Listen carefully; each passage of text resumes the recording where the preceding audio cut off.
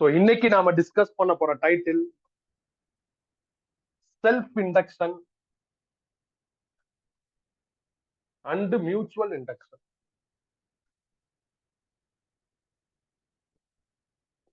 ஒரு analogy style, அதாவது ஒரு கம்பேரிசன் ஸ்டைல்ல டிஸ்கஸ் பண்ண போறோம். எல்லா புக்லயும் தனித்தனி டைட்டிலா தான் இருக்கும். டைட்டிலோட பிகினிங்ல ஒரு இன்ட்ரோ மாதிரி ஒரு பேராகிராஃப் இருக்கும். நான் அந்த ஒரு பேராகிராஃபே என்ன பண்ண போறேன்னா 6 பாயிண்டா உனக்கு சைமல்டேனியஸா டிஸ்கஸ் பண்ண போறேன். அப்படி பண்ணா ஈஸியா இருக்கும். அப்படி பண்றதுனாலே உனக்கு இந்த டைட்டில் கம்ப்ளீட்டா புரிஞ்சிருச்சுன்னு நான் சொல்ல மாட்டேன். 7th பாயிண்ட் நான் டீச் பண்ணதுக்கு அப்புறம் தான் கிளாரிட்டி கிடைக்கும். அதனால மொதல் 6 பாயிண்ட்ல உனக்கு ஒண்ணுமே புரியாதுன்னு நான் சொல்ல வரல. புரியும், தெளிவா இருக்கும்.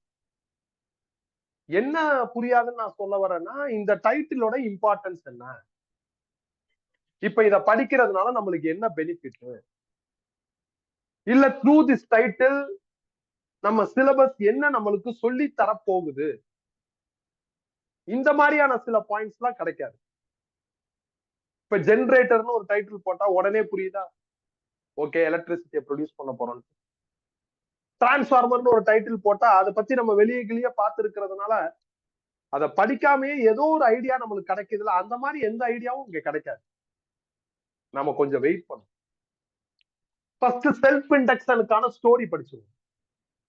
நான் ஒரு காயில் எடுத்துக்கிறேன், இதான் ஃபர்ஸ்ட் பாயிண்ட்.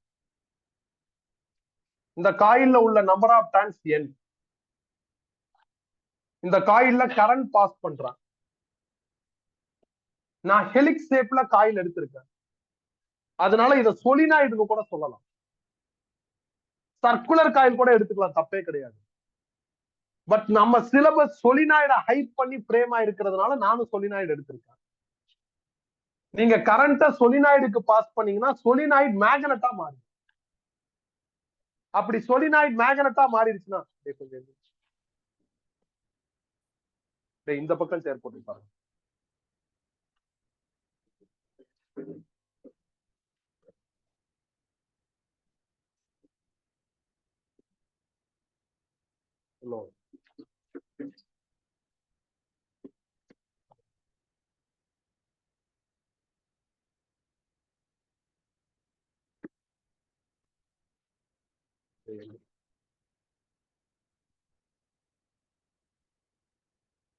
கேப்ல போ.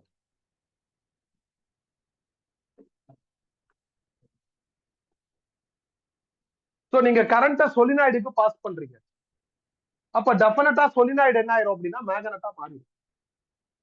அப்படி மேக்னட்டா மாறுச்சுன்னா மேக்னெட்டிக் ஃபீல்டு, மேக்னெட்டிக் ஃப்ளக்ஸ் இதெல்லாம் ப்ரொடியூஸ் ஆகும். நீங்க மேபி கரண்ட வேரி பண்ணீங்கன்னா ஃப்ளக்ஸும் வேரி ஆகும். ஃபாரடேஸ் லா என்ன சொல்லுது? ஃப்ளக்ஸ் வேரி ஆனாவோ, ஃப்ளக்ஸ் சேஞ்ச் ஆனாவோ, ஃப்ளக்ஸ் ஆல்டர் ஆனாவோ இஎம்எஃப் இன்டியூஸ் ஆகும். லென்ஸ் லா என்ன சொல்லுது? இந்த இஎம்எஃப் வர்றவங்களுக்கு, இந்த இஎம்எஃப் வர்றதுக்கு யார் காரணமோ அவங்களே அப்போஸ் பண்ணணும்னு சொல்லுது. அப்ப இன்டியூஸ் ஆன இஎம்எஃப் டெஃபினட்டா என்ன பண்ணும்? லென்ஸ் லா கான்செப்ட் படி அந்த கரண்ட் அப்போஸ் பண்ணும். நாம போன வீக் இந்த நேரத்துல லென்ஸ் லாவை ரொம்ப டீடைல்டா படிச்சுக்கிட்டு இருந்தோம். அந்த மாதிரிலாம் இங்க தேவைப்படாது. லென்ஸ் லா எஃபெக்ட், அந்த மைனஸ் இருக்குல்ல, அப்போஸ்ங்கிற வேர்டை ஜஸ்டிஃபை பண்ற மைனஸ், அது மட்டும் தான் வரும். அது கூட நியூமரிக்ல பயங்கரமா நம்மளுக்கு ஒரு இம்பாக்ட் எல்லாம் கிரியேட் பண்ணாது. அப்ப லென்ஸ் லாவோட ஒரிஜினாலிட்டி எல்லாம் இங்க அதிகமா யூஸ் பண்ற மாதிரிலாம் வராது. சும்மா நம்ம ஸ்டோரியில லென்ஸ் லாங்கிற வேர்டை சேர்த்துக்கலாம்.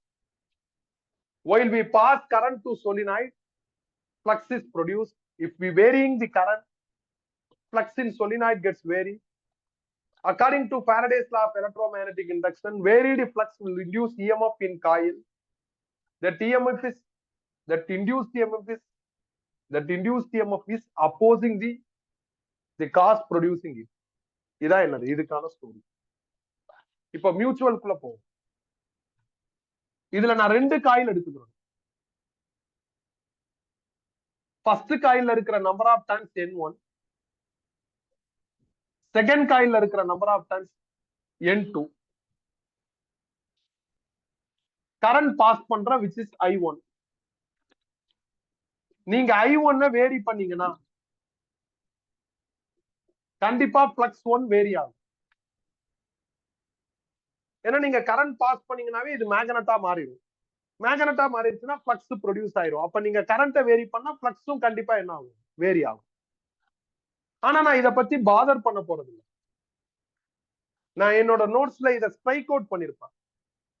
ஸ்ட்ரைக் அவுட் பண்ணிருக்கிறதுனால நிறைய ஸ்டூடெண்ட்ஸ் என்ன நினைச்சுக்கிறாங்கன்னா இது எக்ஸிக்யூட் ஆகலைன்னு நினைச்சுக்கிறாங்க. அப்படி கிடையாது, எக்ஸிக்யூட் ஆகுது. I am not bothering this. அதுக்கு பதிலா இங்க இருந்து இங்க டிரான்ஸ்பர் ஆன பிளக்ஸ் இருக்குல்ல, அதை பத்தி பாதர் பண்றேன். ஃபர்ஸ்ட் காயில்ல இருந்து செகண்ட் காயிலுக்கு டிரான்ஸ்பர் ஆன பிளக்ஸ் Ψ21 அதை பாதர் பண்றேன். while Ψ1 get varied, டிரான்ஸ்பர் ஆனது கண்டிப்பா வேரி ஆகும். பாரடேஸ்ல அப்படி பிளக்ஸ் வேரி ஆயிடுச்சுன்னா என்ன ஆயிரும், EMF இன்டியூஸ் ஆயிரும். செகண்ட் காயில்ல இன்டியூஸ் ஆகுறதுனால E2ன்னு எழுதுறேன். இந்த EMF இன்டியூஸ் ஆகுறதுக்கு காரணமே இந்த கரண்ட் தான். அப்ப இன்டியூஸ் ஆன EMF அந்த கரண்டே என்ன பண்ணும் அப்படின்னா அப்போஸ் பண்ணும். இது வந்து லென்ஸ் லா எஃபெக்ட். இதான் இதுல ஸ்டோரி. செல்ஃப்ல கன்சர்ன் காயில்ல இன்டியூஸ் ஆகிற EMF பத்தி ஹைலைட் பண்றோம். மியூச்சுவல்ல கன்சர்ன் காயில பாதர் பண்ணாம அங்கிருந்து நியர்பைல எவ்வளவு டிரான்ஸ்பர் ஆயிருக்கோ அதை மட்டும் ஹைலைட் பண்ண போறோம்.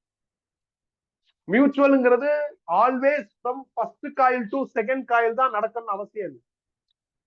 அப்படியே ரிவர்ஸ்ல நீ யோசிக்கலாம். Second coil to first coil அந்த மாதிரி யோசிக்கலாம்.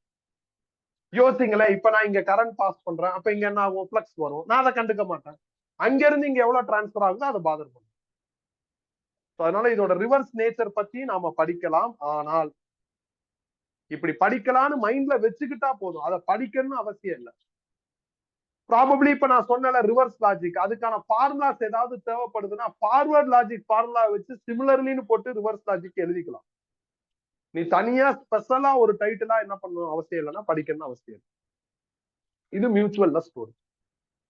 நெக்ஸ்ட் என்ன, இங்க செகண்ட் பாயிண்ட், பிளக்ஸ் ப்ரொடியூஸ் ஆகுதுல காயில்ல, அதுல ஒரு டான் அதுல ப்ரொடியூஸ் ஆகுற பிளக்ஸ் சைபின்னு எழுதுறேன். ஆக்சுவலா நான் ஆல்வேஸ் பிளக்ஸுக்கு சைன் தான் சிம்பிள் எடுப்பேன். இந்த நோட்ஸ்ல சைபின்னு எழுதிட்டேன், அதனால த்ரூ அவுட் அதே மெயின்டைன் பண்றேன். நீ இப்படிதான் எழுதணும் அவசியம் இல்லை, நீ சைனே போட்டுக்கலாம். So psi b is equal to flux produced in 1 tan. டோட்டலா இந்த சொலினாய்ட்ல n tan இருக்கு. அப்ப என்னால மல்டிப்ளை பண்ணா டோட்டல் ஃப்ளக்ஸ் ப்ரொடியூஸ்ட் கிடைச்சிரும். இந்த டோட்டல் ஃப்ளக்ஸுக்கு இன்னொரு பேர் என்ன அப்படின்னா ஃப்ளக்ஸ் லிங்கேஜ். அந்த total flux or flux linkage எவ்வளவு இருக்கும் அப்படின்னா எவ்வளவு கரண்ட் பாஸ் பண்றீங்களோ அவ்வளவு இருக்கும். கரெக்ட் தானே? நீ கரண்ட் பாஸ் பண்ணா ஃப்ளக்ஸ் வருது, அப்ப எவ்வளவு ஃப்ளக்ஸ் வரும், எவ்வளவு கரண்ட் பாஸ் பண்றோமோ அவ்வளவு ஃப்ளக்ஸ் வரும்.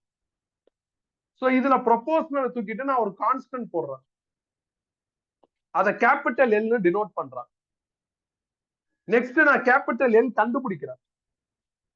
கண்டுபிடிச்சா n psi b by I ன்னு வரும். இந்த கேபிட்டல் எல்லுக்கு பேர் வைக்கிறார். First name coefficient of self induction, ரெண்டாவது நேம் சிம்பிளி செல்ஃப் இண்டக்டன்ஸ், மூணாவது நேம் இன்னும் சிம்பிள் இண்டக்டன்ஸ் அப்படின்னு எழுதலாம். நல்ல புக்கை ரெஃபர் பண்ணா இந்த எல் பத்தி சம் இன்ஃபர்மேஷன் இந்த இடத்துலயே கொடுப்பாங்க. நான் ரெஃபர் பண்ணிருக்கிற சில நல்ல புக்ல L will depends on size and shape of காயில்னு சொல்றாங்க. அப்படின்னா என்னங்கிறது நான் 7th பாயிண்ட்ல கிளியர் பண்றேன். அவ்வளவுதான், செகண்ட் பாயிண்ட் ஓவர். எவ்வளவு ஃப்ளக்ஸ் ப்ரொடியூஸ் ஆகும், எவ்வளவு கரண்ட் பாஸ் பண்றோமோ அவ்வளவு ஃப்ளக்ஸ் ப்ரொடியூஸ் ஆகும். ப்ரொபோர்ஷனல் எடுத்துக்கிட்டு ஒரு கான்ஸ்டன்ட்டுக்கு பேர் வச்சாச்சு.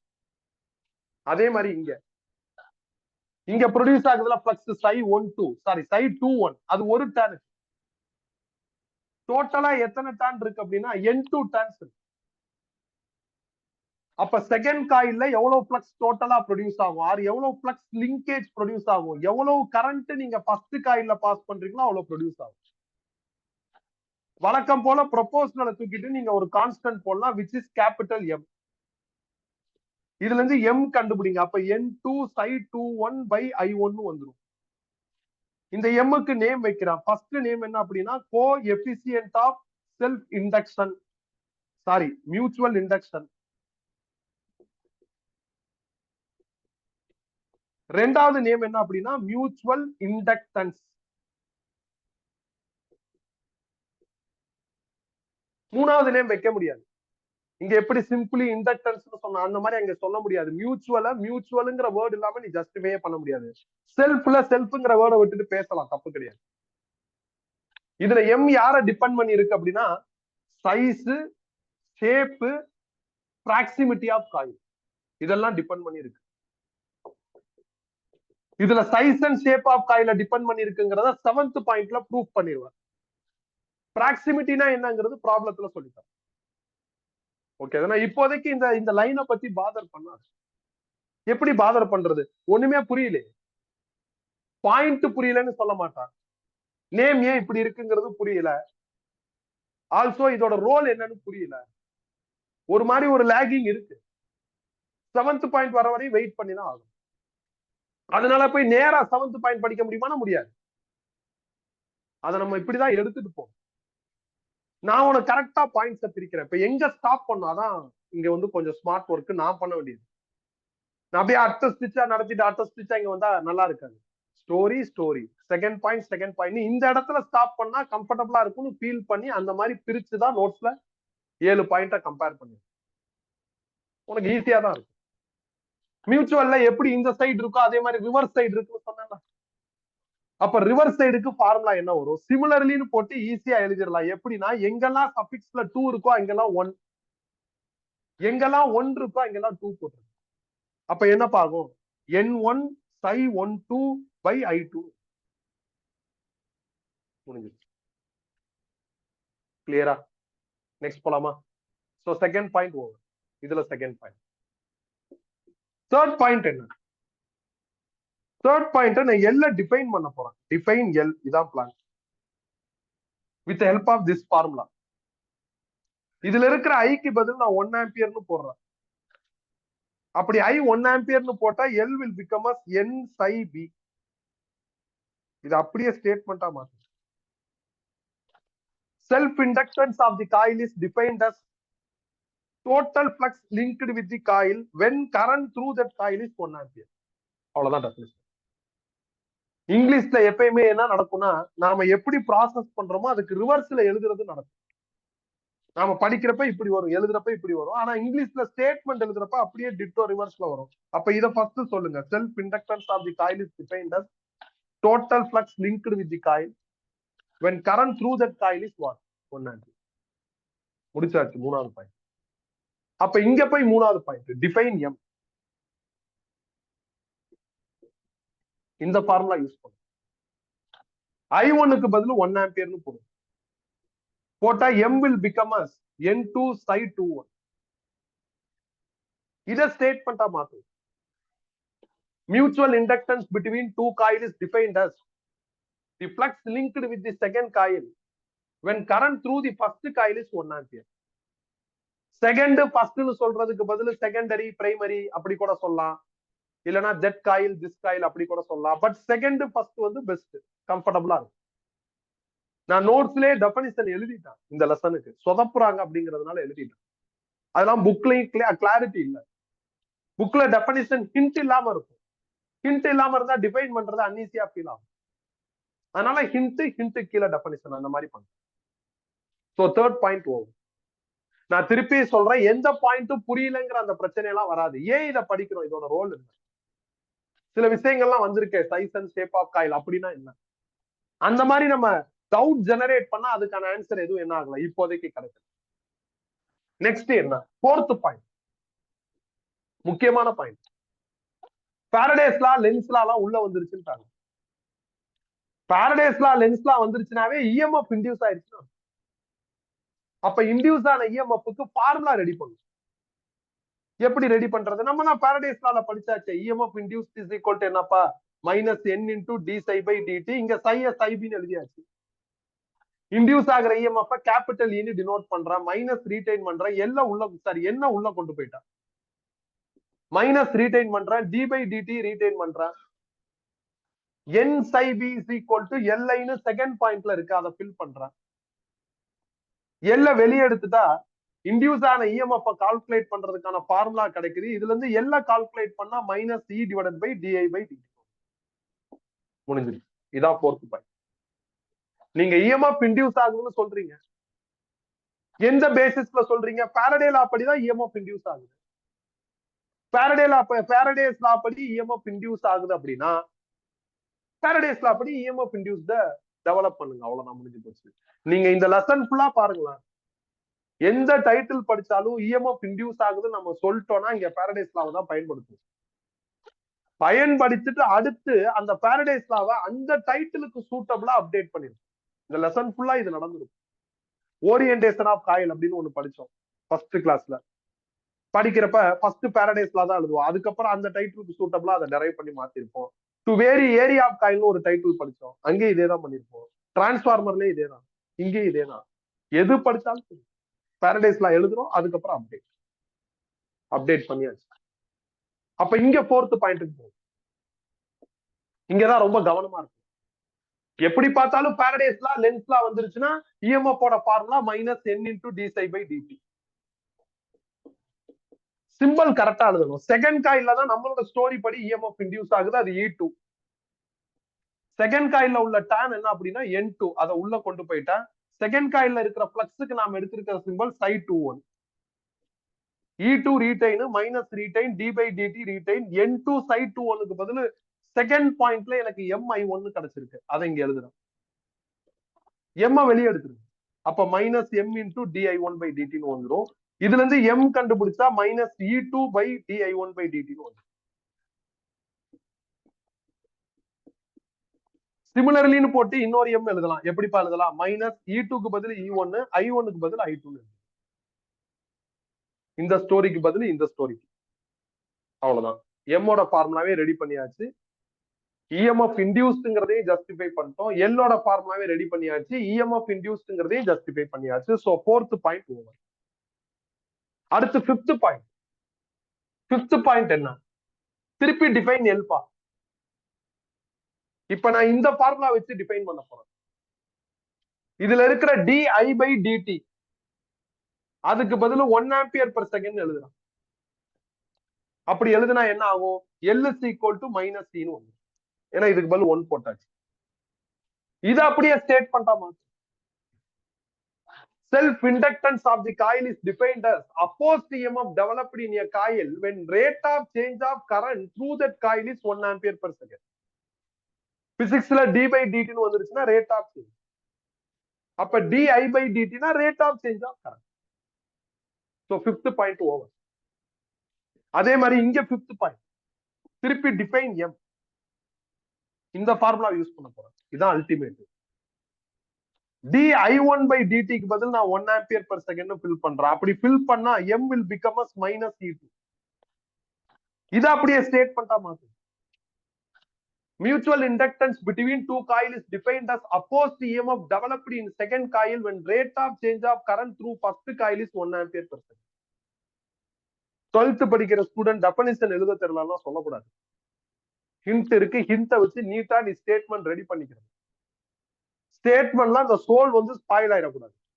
முன்ன பின்ன வார்த்தையை அட்ஜஸ்ட் பண்ணிக்கலாம், ஆனா கண்டென்ட் ஸ்பாயில் ஆகாத மாதிரி இருக்கணும். நீ சொதப்பிடுவேன்னு எனக்கு நல்லா தெரியும், அதனாலதான் நோட்ஸ்லயே என்ன பண்ணிருக்கேன், டெஃபினிஷன் எழுதி வச்சிருக்கேன். சோ அதனால கரெக்டா பார்த்து ஃபாலோ பண்ணு. டெஃபினிஷனை நான் 10 தடவை சொல்றதுனால ஒரு பிரோஜனமும் கிடையாது. ஒரு தடவை சொன்னாலும் 10 தடவை சொன்னாலும் அதே ஸ்டேட்மெண்ட் தான். எழுதுற ஸ்டேட்மெண்ட்டை ஒழுங்கா எழுதுறதுக்கு ஹிண்ட ரெடி பண்ணி தான் எழுத சொல்றேன். எனக்கு செகண்ட் பாயிண்ட்டும் ஃபோர்த் பாயிண்ட்டும் ஃபர்ஸ்ட் பாயிண்ட் ஸ்டோரி தான் எனக்கு இம்பார்ட்டன்ட், டெஃபினிஷன் இம்பார்ட்டன்ட் கிடையாது. ஆனால் எக்ஸாம்ல டிஃபைன் எல் டிஃபைன் எம்னு சொன்னாங்கன்னா நீ 2 டெஃபினிஷன் வச்சிருக்கிறதுனால 2யுமே எழுதணும், அதான் நல்லது. ஒன்ன மட்டும் எழுதுனா ஒத்துக்கிறதுங்கிறது சில பேர் ஒத்துக்குவாங்க, சில பேர் ஒத்துக்க மாட்டாங்க. நீ 2யும் எழுதி, ஹிண்ட் எழுதி முதல்ல ஃபார்முலா எழுது, அதுக்கப்புறம் ஹிண்ட் எழுது, அதுக்கப்புறம் டெஃபினிஷன் எழுது. அப்ப இன்னும் பெட்டரா இருக்கும். தியரி எக்ஸாம் எழுதுறப்ப எப்பயுமே எப்படி எழுதணும்னா, எப்படி எழுதுனா டீச்சர் நிறைய மார்க் போடுவாங்களோ அப்படி எழுதணும். நீ அதை விட்டுட்டு சுருக்கமா எழுதுனா மார்க் வராது. இப்ப நான் ஒரு தியரி கொஸ்டின் கேட்கிறேன், கால்வனாமீட்டர், சம்மீட்டர். நீ அந்த சர்க்கியூட்டை போட்டு ஃபார்முலா மட்டும் எழுதுனா பாதி மார்க் கூட கிடைக்காது. நீ அந்த சர்க்கியூட்டை போட்டு சர்க்கியூட்டுக்கு எக்ஸ்பிளனேஷன் கொடுக்கணும், ஃபார்முலாவுக்கு எக்ஸ்பிளனேஷன் கொடுக்கணும், என்ன நடக்குதுன்னு சொல்லணும், அப்பதான் மார்க் வரும். அதுல இருக்கிற எல்லா சிம்பிளுக்கும் நேம் பண்ணணும். ஐஜினா galvanometer current, Aina ammeter current, இப்படி எல்லாம் நீ சொல்லணும். நீ சொல்லலைன்னா அந்த ஐயை யாரா வேணாலும் ட்ரீட் பண்ணலாம்ல, ஐஜியை யார் வேணாலும் எடுத்துக்கலாம்ல. அப்ப எடுத்துக்கிட்டு தப்பு பண்ணலாம். தியரி எழுதுறப்ப கிளாரிட்டி இருக்கணும். ஸ்டேட் போர்ட் பசங்களுக்கு பிரச்சனை இல்லை, அவன் புக்ல இருக்கிற மாதிரி எழுதிட்டு போயிடும். சிபிஎஸ்இ பசங்க இதுல ரொம்ப வீக்கா ஆகுறீங்க. என்சிஆர்டி எக்ஸாம்னாவே சொதப்பிறீங்க. கேட்டா நான் என்சிஆர்டிக்கு மட்டும் படிப்பேன், ஆனா ஒண்ணுமே படிச்சிருக்க மாட்டீங்க, ஒண்ணுமே எழுத மாட்டீங்க, படிக்கிறதே கிடையாது, அசால்ட்டாவே இருக்கு. அப்புறம் இன்னொரு தாட் நம்ம எல்லாருக்கும் இருக்கு, தியரினா படிச்சிடலாம் அப்படின்னு இருக்கு. அப்படி எல்லாம் கிடையாது, புரிஞ்சாதான் படிக்க முடியும். ஓகே, இதுல புரியலன்னா நீ எதையுமே நிம்மதியா படிக்க முடியாது. 5th point over. 6th point, unit of L. Henry தான் இதை கண்டுபிடிச்சாரு இந்த கான்செப்ட். அதனால அவரோட பேரையே யூனிட்டா வச்சுட்டாங்க. அப்ப இதுல 6th point, unit of M. அதுவும் ஹென்றி தான், இதையும் ஹென்றி தான் கண்டுபிடிச்சாரு. அப்ப 1 ஹென்ரினா என்ன, அதை டிஃபைன் பண்ண போறோம். இந்த ஃபார்முலாவை யூஸ் பண்ணி டிஃபைன் பண்ண போறோம். ஐக்கு பதில் 1 ஆம்பியர்னு போடுறேன். என் சைபி இருக்குல்ல, அதுக்கு பதில் 1 வெப்பர் டன் எழுதுறான். அது என்ன வெப்பர் டன்? பிளக்ஸோட யூனிட் வந்து weber. Number of turn turn எழுதுறான், TURN. இது ரெண்டையும் இங்க சப்ஸ்டிடியூட் பண்ணுங்க. அப்ப L is equal to 1/1, L is equal to 1 ஹென்ரின்னு வரும். இத ஸ்டேட்மெண்டா மாத்து. Self inductance of the coil is defined as 1 henry. When 1 ampere current flows through the coil, produces 1 Weber turn flux or flux linkage அப்படின்னு சொல்றோம். அதே மாதிரி இங்க 1 ஹென்ரியை define பண்ண நான் இந்த ஃபார்முலா யூஸ் பண்ண போறேன். I1க்கு பதில் 1 ஆம்பியர், N2 Psi2 1க்கு பதில் 1 Weber turn. இதை இங்க ஃபில் பண்ணுங்க. அப்ப M is equal to என்ன ஆகும்? 1/1 is equal to 1 ஹென்ரின்னு. ஸ்டேட்மெண்டா மாத்துங்க. Mutual inductance between two pair of coil is defined as 1 Henry. When 1 ampere current flows in first coil, produces 1 Weber turn flux in second coil. அப்படின்னு எழுது. அதே மாதிரி திருப்பி 1 ஹென்ரியை define பண்ண போறோம். இப்ப இந்த ஃபார்முலாவை யூஸ் பண்ணி டிஃபைன் பண்ண போறோம். இந்த ஃபார்முலால இருக்கிற di/dt க்கு பதில் 1 ஆம்பியர் per செகண்ட், க்கு பதில் -1 வோல்ட். இது ரெண்டையும் இங்க போட்டா L is equal to -1/1 will become as 1 Henry. இத ஸ்டேட்மெண்டா மாத்து. Self inductance of the coil is defined as 1 Henry when rate of change of current in a coil is 1 ampere per second, produces opposed EMF 1 volt in that coil. அதே மாதிரி இங்க நான் என்ன பண்றேன்னா again 1 ஹென்ரியை define பண்ண போறேன். எப்படின்னா இந்த ஃபார்முலாவை யூஸ் பண்ணி, அப்ப di1/dt is equal to 1 ampere per second, E2 is equal to -1 volt. இதை இங்க போடுறேன். அப்ப M is equal to -1/1, M will become as 1 Henry. இத ஸ்டேட்மெண்டா மாத்துங்க. Mutual inductance between two pair of coil is defined as 1 Henry when rate of change of current in first coil as 1 ampere per second, produces an opposed EMF of 1 volt in second coil. ஹிண்ட வச்சுக்கிட்டு hint அப்படியே ஸ்டேட்மெண்டா மாத்திட்டே போ.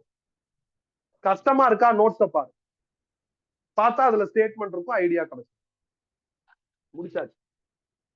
இதான் 6 point. இது வந்து புக்ல ஒரு paragraph மாதிரி இருக்கும், ரொம்ப டிஸ்டர்ப்டா ஃபீல் ஆகும் நீ நார்மலா படிக்கிறப்ப. இப்ப ஆகாது.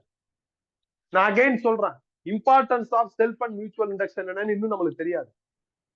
நம்ம இதுக்கப்புறம் தான் அதை கண்டுபிடிக்கணும்.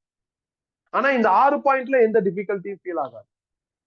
6 மறக்காம இருக்கணுங்கிறதுனால அனலாகி ஸ்டைல். இதுல எனக்கு எது இம்பார்ட்டன்ட்னா செகண்ட் பாயிண்ட், இந்த ஃபார்முலா இருக்குல்ல, இது இம்பார்ட்டன்ட். இதை நீ மறந்துடவே கூடாது, ஏன்னா நாளைக்கு இதோட கண்டினியூஷன் தான். கேட்டா கரெக்டான ஃபார்முலா சொல்லணும். 4th point formula important. இதுலயும் second point formula important, 4th point formula important, story important. அவ்வளவுதான். டெஃபினிஷன்லாம் நத்திங், நீ எழுதிக்கலாம், படிச்சு எழுதிக்கலாம். அதை நான் 10 ஆனா ஆல்ரெடி சொன்னா, எத்தனை தடவை சொன்னாலும் அது அப்படிதான் இருக்கும். அதை நீ எழுதிக்கலாம், அது டசன்ட் மேட்டர். நீ சொதப்பிடக்கூடாது, நானும் எழுதி வச்சுட்டேன், சோ பிரச்சனையே கிடையாது. Formula second and 4th point, அதே மாதிரி இதுலயும் second and 4th point formula தெளிவா மைண்ட்ல இருக்கு, மறந்துட மாட்டீங்களே. ஓகே, இப்ப அடுத்து போலாம். இப்ப அடுத்த பாயிண்ட் தான் இம்பார்ட்டன்ட். இதுலதான் நம்மளுக்கு கிளாரிட்டி கிடைக்க ஆரம்பிக்கும். 7th பாயிண்ட் ஃபுல்லா அழிச்சுக்கிறோம்.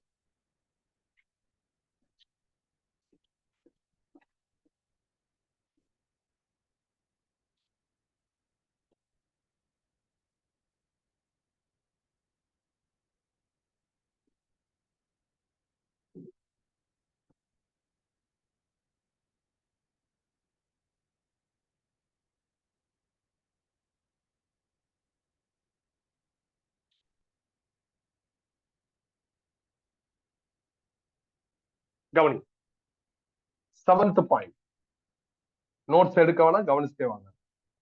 Self inductance of long solenoid.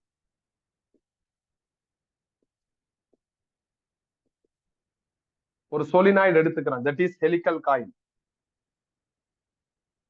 இதுல பாஸ் ஆகிற current I, number of turns N, area of cross section of coil A, length of solenoid L, number of turns per length small n.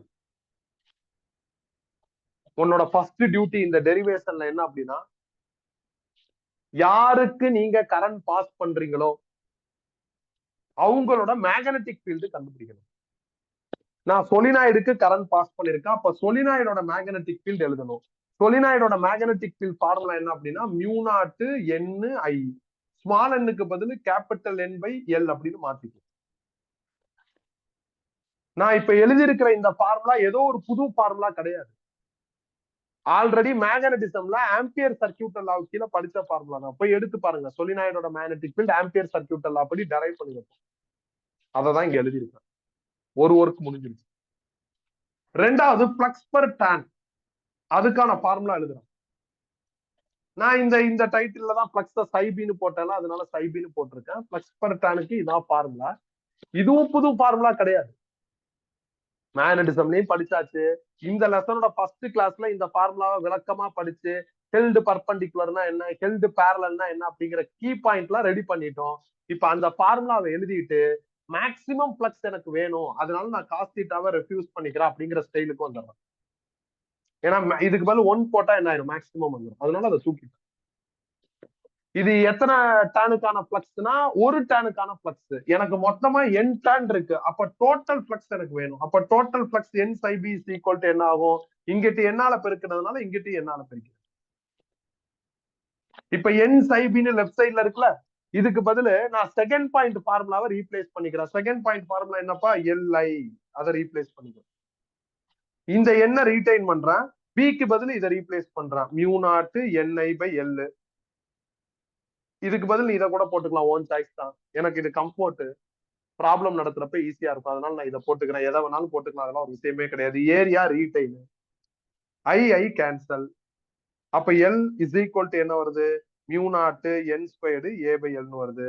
Now it is well clear, self inductance of solenoid or coil will depends on area of coil, length of coil, number of turns of coil, that is size and shape of coil depend பண்ணிருக்கு. நாம second பாயிண்ட்ல இந்த formula எழுதுறப்ப L will depends on size and shape of coil சொல்லி இருந்தோம். சொன்னதுக்கு ஒரு evidence கிடைச்சிருக்கு. ஆனா நான் உனக்கு சொன்னது பயங்கரமா சொன்னேன், 7வது பாயிண்ட படிச்சுட்டா உனக்கு கிளாரிட்டி கிடைச்சிரும், சூப்பரா புரிஞ்சிடும் அப்படியெல்லாம் சொன்னேன். அப்படியெல்லாம் ஒண்ணு இன்னும் கிடைக்கல. அப்ப அதெல்லாம் கிடைக்கணும்னா, அந்த கிளாரிட்டி எல்லாம் கிடைக்கணும், நாம ஏன் இந்த டைட்டில் படிக்கிறோம் அப்படிங்கறதெல்லாம் தெரிஞ்சுக்கிறோம்னா, நான் இவங்களோட இந்த சொலினாய்டோட இன்னும் 2 பேரை இன்க்ளூட் பண்ண போறேன். அது யாருன்னா நம்மளுக்கு நல்லா தெரிஞ்ச ரெசிஸ்டாரும் கெப்பாசிட்டர். சோ ரெசிஸ்டார் எடுத்துக்கிறான், ஒரு பக்கம் கெப்பாசிட்டர் எடுத்துக்கிறான். இந்த சொலினாய்டு இருக்குல்ல, இந்த சொலினாய்டு, சர்க்குலர் காயில், இவங்க எல்லாருக்கும் ஒரு ஜெனரல் நேம் என்ன அப்படின்னா இண்டக்டார். அதனால இங்க இண்டக்டார்னு போறோம். அப்ப நான் யாரை பத்தி இங்க பேச போறேன், சொலினாய்டை பத்தி பேச போறேன். இந்த ரெசிஸ்டார் இருக்குல்ல, அதுக்கு ஒரு ஓன் டியூட்டி இருக்கு. என்ன டியூட்டினா, கரண்ட் அப்போஸ் பண்ற பேனர்ல ஹீட்டை டிசிபேட் பண்ணும். நீ ரெசிஸ்டார் பக்கத்திலே போயிட்டா சூடா இருக்கும், தொட்டு பார்த்தா சூடு. கெப்பாசிட்டருக்கு ஒரு ஓன் டியூட்டி இருக்கு. என்ன டியூட்டினா, சார்ஜை ஸ்டோர் பண்றது. அதே மாதிரி இண்டக்டாருங்கிற சொலினாய்டு ஆர் சர்க்குலர் காயிலுக்கு எல்லாம் என்ன டியூட்டினா, மேக்னடைஸ் ஆகும். இவங்க எல்லாருக்கும் அப்ப தனித்தனியா டியூட்டிஸ் இருக்கு. ஒரு பாயிண்ட். ரெண்டாவது பாயிண்ட், ரெசிஸ்டாரோட வேல்யூக்கு ரெசிஸ்டன்ஸ்னு பேரு, அதோட யூனிட் ஓம். கெப்பாசிட்டரோட வேல்யூக்கு கெப்பாசிட்டன்ஸ் பேரு, அதோட யூனிட் பேரட். இண்டக்டாரோட வேல்யூக்கு தான் இண்டக்டன்ஸ் பேரு. இன்னொரு பேரு செல்ஃப் இண்டக்டன்ஸ், இன்னொரு பேரு கோஎஃபிஷியன்ட் ஆஃப் செல்ஃப் இண்டக்டன்ஸ். சுருக்கமா நம்ம இண்டக்டன்ஸ் வச்சுக்கலாம், யூனிட் ஹென்றி. இப்ப இந்த ரெசிஸ்டார் இருக்குல்ல, இதுக்கு ஒரு டெஃபினிஷன் ஃபார்முலா இருக்கு, V/I. கெப்பாசிட்டருக்கு ஒரு டெஃபினிஷன் ஃபார்முலா இருக்கு, C is equal to Q/V. இண்டக்டாருக்கு ரெண்டு டெஃபினிஷன் ஃபார்முலா இருக்கு, N into psi B is equal to Li ஒரு ஃபார்முலா, இன்னொரு formula EMF formula, EMF E is equal to minus L into di/dt. இப்பதான்ப்பா நீ கொஞ்சம் யோசிக்கணும். இந்த கெப்பாசிட்டரோட டெஃபினிஷன் ஃபார்முலா நான் எப்படி நடத்துனேன்னு யோசிச்சு பாருங்க. நான் சும்மா ஜஸ்ட் லைக் தட்லாம் நடத்தி இருக்க மாட்டேன், நிறைய சொல்லியிருப்பேன், சொல்லிட்டு தான் உள்ள வந்திருப்பேன். அதே மாதிரி ரெசிஸ்டாரோட டெஃபினிஷன் ஃபார்முலா உருவாக்குறதுக்கு ஒரு பெரிய போராட்டமே நடந்திருக்கு. எப்படி? முதல்ல கரண்ட்னா என்ன, கரண்ட்னால வர ட்ரிஃப்ட் வெலாசிட்டினா என்ன, கரண்ட்டுக்கும் ட்ரிஃப்ட் வெலாசிட்டிக்கும் என்ன ரிலேஷன்ஷிப், அந்த ரிலேஷன்ஷிப்ல ஸ்கேலார் வெக்டார் பிரச்சனை எல்லாம் வரும், அதை எப்படி சரி பண்றது, அதுக்கப்புறம் அந்த ரிலேஷன்ஷிப்பை வச்சு ஓம்ஸ்லா வெக்டார் ஃபார்ம்னா என்ன, இப்படியே எல்லாம் போய் கடைசியா என்ன பண்ணிருப்போம் அப்படின்னா ஓம்ஸ்லால இருந்து இந்த கேரக்டரை இன்ட்ரோ பண்ணு. இந்த கேரக்டரை இன்ட்ரோ பண்ணதுக்கு அப்புறம் நான் ட்ராக்கை மாத்திருப்பேன், இந்த கேரக்டரை பத்தி படிப்போம், ரெசிஸ்டன்ஸ் கரண்ட் அப்போஸ் பண்ற கேரக்டர்னு அதை ஹைலைட் பண்ணி படிச்சிருப்பேன். அப்ப டெஃபினிஷன் ஃபார்முலா கிரியேட் பண்றதுக்கு நான் ஒரு லென்த் எஃபோர்ட் போட்டிருக்கேன், புக்ல இருக்கோ இல்லையோ நான் நிறைய சொல்லியிருக்கேன். அதே மாதிரி இண்டக்டாருங்கிற அந்த காயிலோட வேல்யூ இண்டக்டன்ஸ், அவனோட டெஃபினிஷன் ஃபார்முலா கிரியேட் பண்றதுக்கு நான் எடுத்திருக்கிற டைட்டில் தான் செல்ஃப் இண்டக்ஷன். கெப்பாசிட்டர்ல ஒரு விஷயம் நடக்கும், என்னன்னா நம்ம டைட்டில் கெப்பாசிட்டர்னு போட்டுட்டு தான் உள்ள படிக்க ஆரம்பிச்சோம். செல்ஃப் இண்டக்டன்ஸ் டைட்டில் போடுறப்ப நாம என்ன பண்ணலாம், மேல இன்னொரு டைட்டில் இண்டக்டார்னு போடல, போடாம நேரா போறோம். படிக்க ஆரம்பிக்கிறப்போ ஒரு காம்பனன்ட் பத்தி தான் படிக்கிறோம் அப்படிங்கிற தாட்டுக்குள்ள நம்ம போலாம். ஆனா இதுல ஒரு காம்பனன்ட் பத்தி படிக்கிறோங்கிற தாட்ல போறதுனால இது ஒரு ஸ்டைல்ல இருக்கும். ரெசிஸ்டன்ஸ் உனக்கு ஃபெமிலியர், 10th படிச்சிருக்க, அதனால நான் ரெசிஸ்டன்ஸை இன்ட்ரோ பண்றப்போ உனக்கு அப்ஜெக்ஷன் இருந்திருக்காது. ஆனா இதுல அப்படி இருக்காது, ஒரு மாதிரியா இருக்கும். இப்ப சரியாயிடும். அப்ப ஒரு பிளான் கிடைச்சிருச்சு, என்ன அப்படின்னா நம்ம ஒரு காம்பனன்ட் பத்தி படிக்க போறோம், அந்த காம்பனன்ட் பேர் இண்டக்டாரு, அதுல நடக்கிற ப்ராசஸுக்கு பேர் தான் என்னது, செல்ஃப் இண்டக்ஷன் அப்படின்னு ஐடியா கிடைச்சு. இப்ப டிசைன் ஃபார்முலா எழுதுவோம். ரெசிஸ்டன்ஸோட டிசைன் ஃபார்முலா என்னப்பா, ரோ எல் பை ஏ. கெப்பாசிட்டரோட டிசைன் ஃபார்முலா என்னப்பா, epsilon naught A by D. இண்டக்டாரோட டிசைன் ஃபார்முலா இப்பதான் டரைவ் பண்ணிருக்கோம், L is equal to mu naught N squared A by N. இதுல வந்து உங்களுக்கு சப்போஸ் கெப்பாசிட்டர்ல நார்மலா 2 பிளேட் பேரலா இருக்கும், நடுவுல ஏர் இருக்கும், ஏருக்கு பதில் சம்மதர் மீடியம் வந்துருச்சுன்னா எப்சிலான் நாட் பக்கத்துல எப்சிலான் நாட் போடுவோம். அதே மாதிரி இந்த இண்டக்டார்ல பாருங்க, உள்ள ஏர் ஃபில் ஆயிருக்கு, ஏருக்கு பதில் ஒரு அயனோ ஒரு ஸ்டீலோ போட்டா மியூ நாட் பக்கத்துல மியூ ஆர் வந்துடும். ரொம்ப முக்கியமான விஷயம், இந்த காம்பனன்ட்டோட வேல்யூவை நீ மாத்தணும்னு ஆசைப்பட்டா நீ டிசைன்ல தான் கைய வைக்கணும். இப்ப இந்த V நீ டபுள் பண்ணிட்ட, C என்ன ஆகும், மாறாது. இது நான் உனக்கு நடத்துறப்ப பல ஆஸ்பெக்ட்ல சொல்லி கொடுத்தேன். நீ ஒரு கெப்பாசிட்டர் வாங்கிட்ட 10 மைக்ரோ ஃபாரட், ஒரு பேட்டரி வாங்கிட்ட 10 வோல்ட் பேட்டரி, தப்பி தவறி அந்த பேட்டரி கீழே விழுந்து உடஞ்சிருச்சு. இப்ப 10 வோல்ட் பேட்டரி கிடைக்கலன்ட்டு 20 வோல்ட் பேட்டரி கையில வாங்கிட்ட, இதோட வேல்யூ என்னப்பா இருக்கும், 10 மைக்ரோ ஃபாரட் தானே இருக்கும். நீ பேட்டரியை மாத்துனதுனால இது எப்படி மாறாது, இது ஒரு காம்பனன்ட். காம்பனன்ட்டோட வேல்யூவை மாத்தனா டிசைனை போய் மாத்தணும், டிசைனை நீ மாத்தனா மேனுபேக்சர் சொல்லிதான் மாத்த முடியும், நம்மளால எதுவும் பண்ண முடியாது.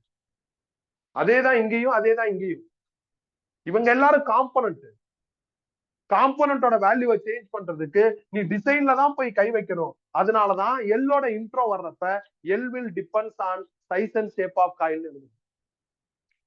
காயிலோட சைஸ் ஷேப்பை பொறுத்துதான் எல் வேல்யூ இருக்கும். இன்னொரு பாயிண்ட் நான் இந்த சி நடத்துறப்போ உனக்கு சொன்னேன், என்ன அப்படின்னா இந்த ஃபார்முலால வந்து சி ப்ரொபோஷனல் தூக்கிட்டு போட்டிருப்போம். ப்ரொபோஷனல் தூக்கிட்டு ஒரு டேர்ம் போட்டா அது யாருப்பா, அந்த இடத்துல அது கான்ஸ்டன்ட். இப்ப இந்த எல் எப்படி போட்டோம், ப்ரொபோஷனல் தூக்கி போட்டோம், அப்ப இந்த ஃபார்முலால எல் யாரு, கான்ஸ்டன்ட். அதே மாதிரி ஓம்ஸ்லால ப்ரொபோஷனல் தூக்கிட்டு தான் ஆர் போட்டிருப்போம், அப்ப ஆர் யாரு, கான்ஸ்டன்ட். அப்ப டெஃபினிஷன் ஃபார்முலால வர ஆர் எல் சி எல்லாம் யாரு, அந்த ஃபார்முலால கான்ஸ்டன்ட். அவங்களோட வேல்யூவை மாத்தணும்னா நீ என்ன பண்ணும், டிசைன்ல தான் போய் மாத்தணும். நம்ம சிலபஸ் எப்படி ஃப்ரேம் ஆயிருக்குன்னா 3 காம்பனன்ட்டை நீங்க படிங்கிற மாதிரி ஃப்ரேம் ஆயிருக்கு. அந்த காம்பனன்ட்டை பத்தி படிக்கிறதுக்கு என்னென்ன தேவையோ அதை என்ன பண்றோம், இப்ப கெப்பாசிட்டி பத்தி படிக்கணும், என்னென்ன வேணுமோ அதெல்லாம் கலெக்ட் பண்ணிட்டு உள்ள வரும். ரெசிஸ்டன்ஸ் பத்தி படிக்கணும்னா என்னென்ன தேவையோ அதெல்லாம் கலெக்ட் பண்ணிட்டு வரும். அதே மாதிரி இவனை பத்தி படிக்கிறதுக்கு என்னென்ன தேவையோ எல்லாத்தையும் கலெக்ட் பண்ணிட்டு வரும். ஓகே, அந்த கலெக்ஷன்லாம் கொஞ்சம் ஸ்ட்ரைட் கலெக்ஷனா இல்லாம கொஞ்சம் பிரான்ச்சஸ் எல்லாம் போகும். அதனால சப்ளிமெண்டரியா அங்க எங்க சிலதெல்லாம் படிக்கிறோமா. கிளியரா? இப்பதான்ப்பா அடுத்த முக்கியமான பாயிண்ட். இதுவரை நடத்துனது முக்கியம் தான், பட் இது இன்னும் முக்கியமான பாயிண்ட். நிறைய ரெசிஸ்டார் சீரீஸ்ல இருந்தா ஈக்குவலன்ட்டுக்கு இதா ஃபார்முலா, பேரலல்ல இருந்தா ஈக்குவலன்ட்டுக்கு இதா ஃபார்முலா. அதே மாதிரி நிறைய கெப்பாசிட்டர் சீரீஸ்ல இருந்தா தானே ஈக்குவலன்ட் ஃபார்முலா இது, பேரலலுக்கு ஈக்குவலன்ட் இது, இண்டக்டர்ல சீரீஸுக்கு ஈக்குவலன்ட் இது, பேரலலுக்கு ஈக்குவலன்ட் இது. இந்த டெரிவேஷன் நம்மளுக்கு சிலபஸ்ல கிடையாது. ரெசிஸ்டார் மாதிரியே தான் வரும்.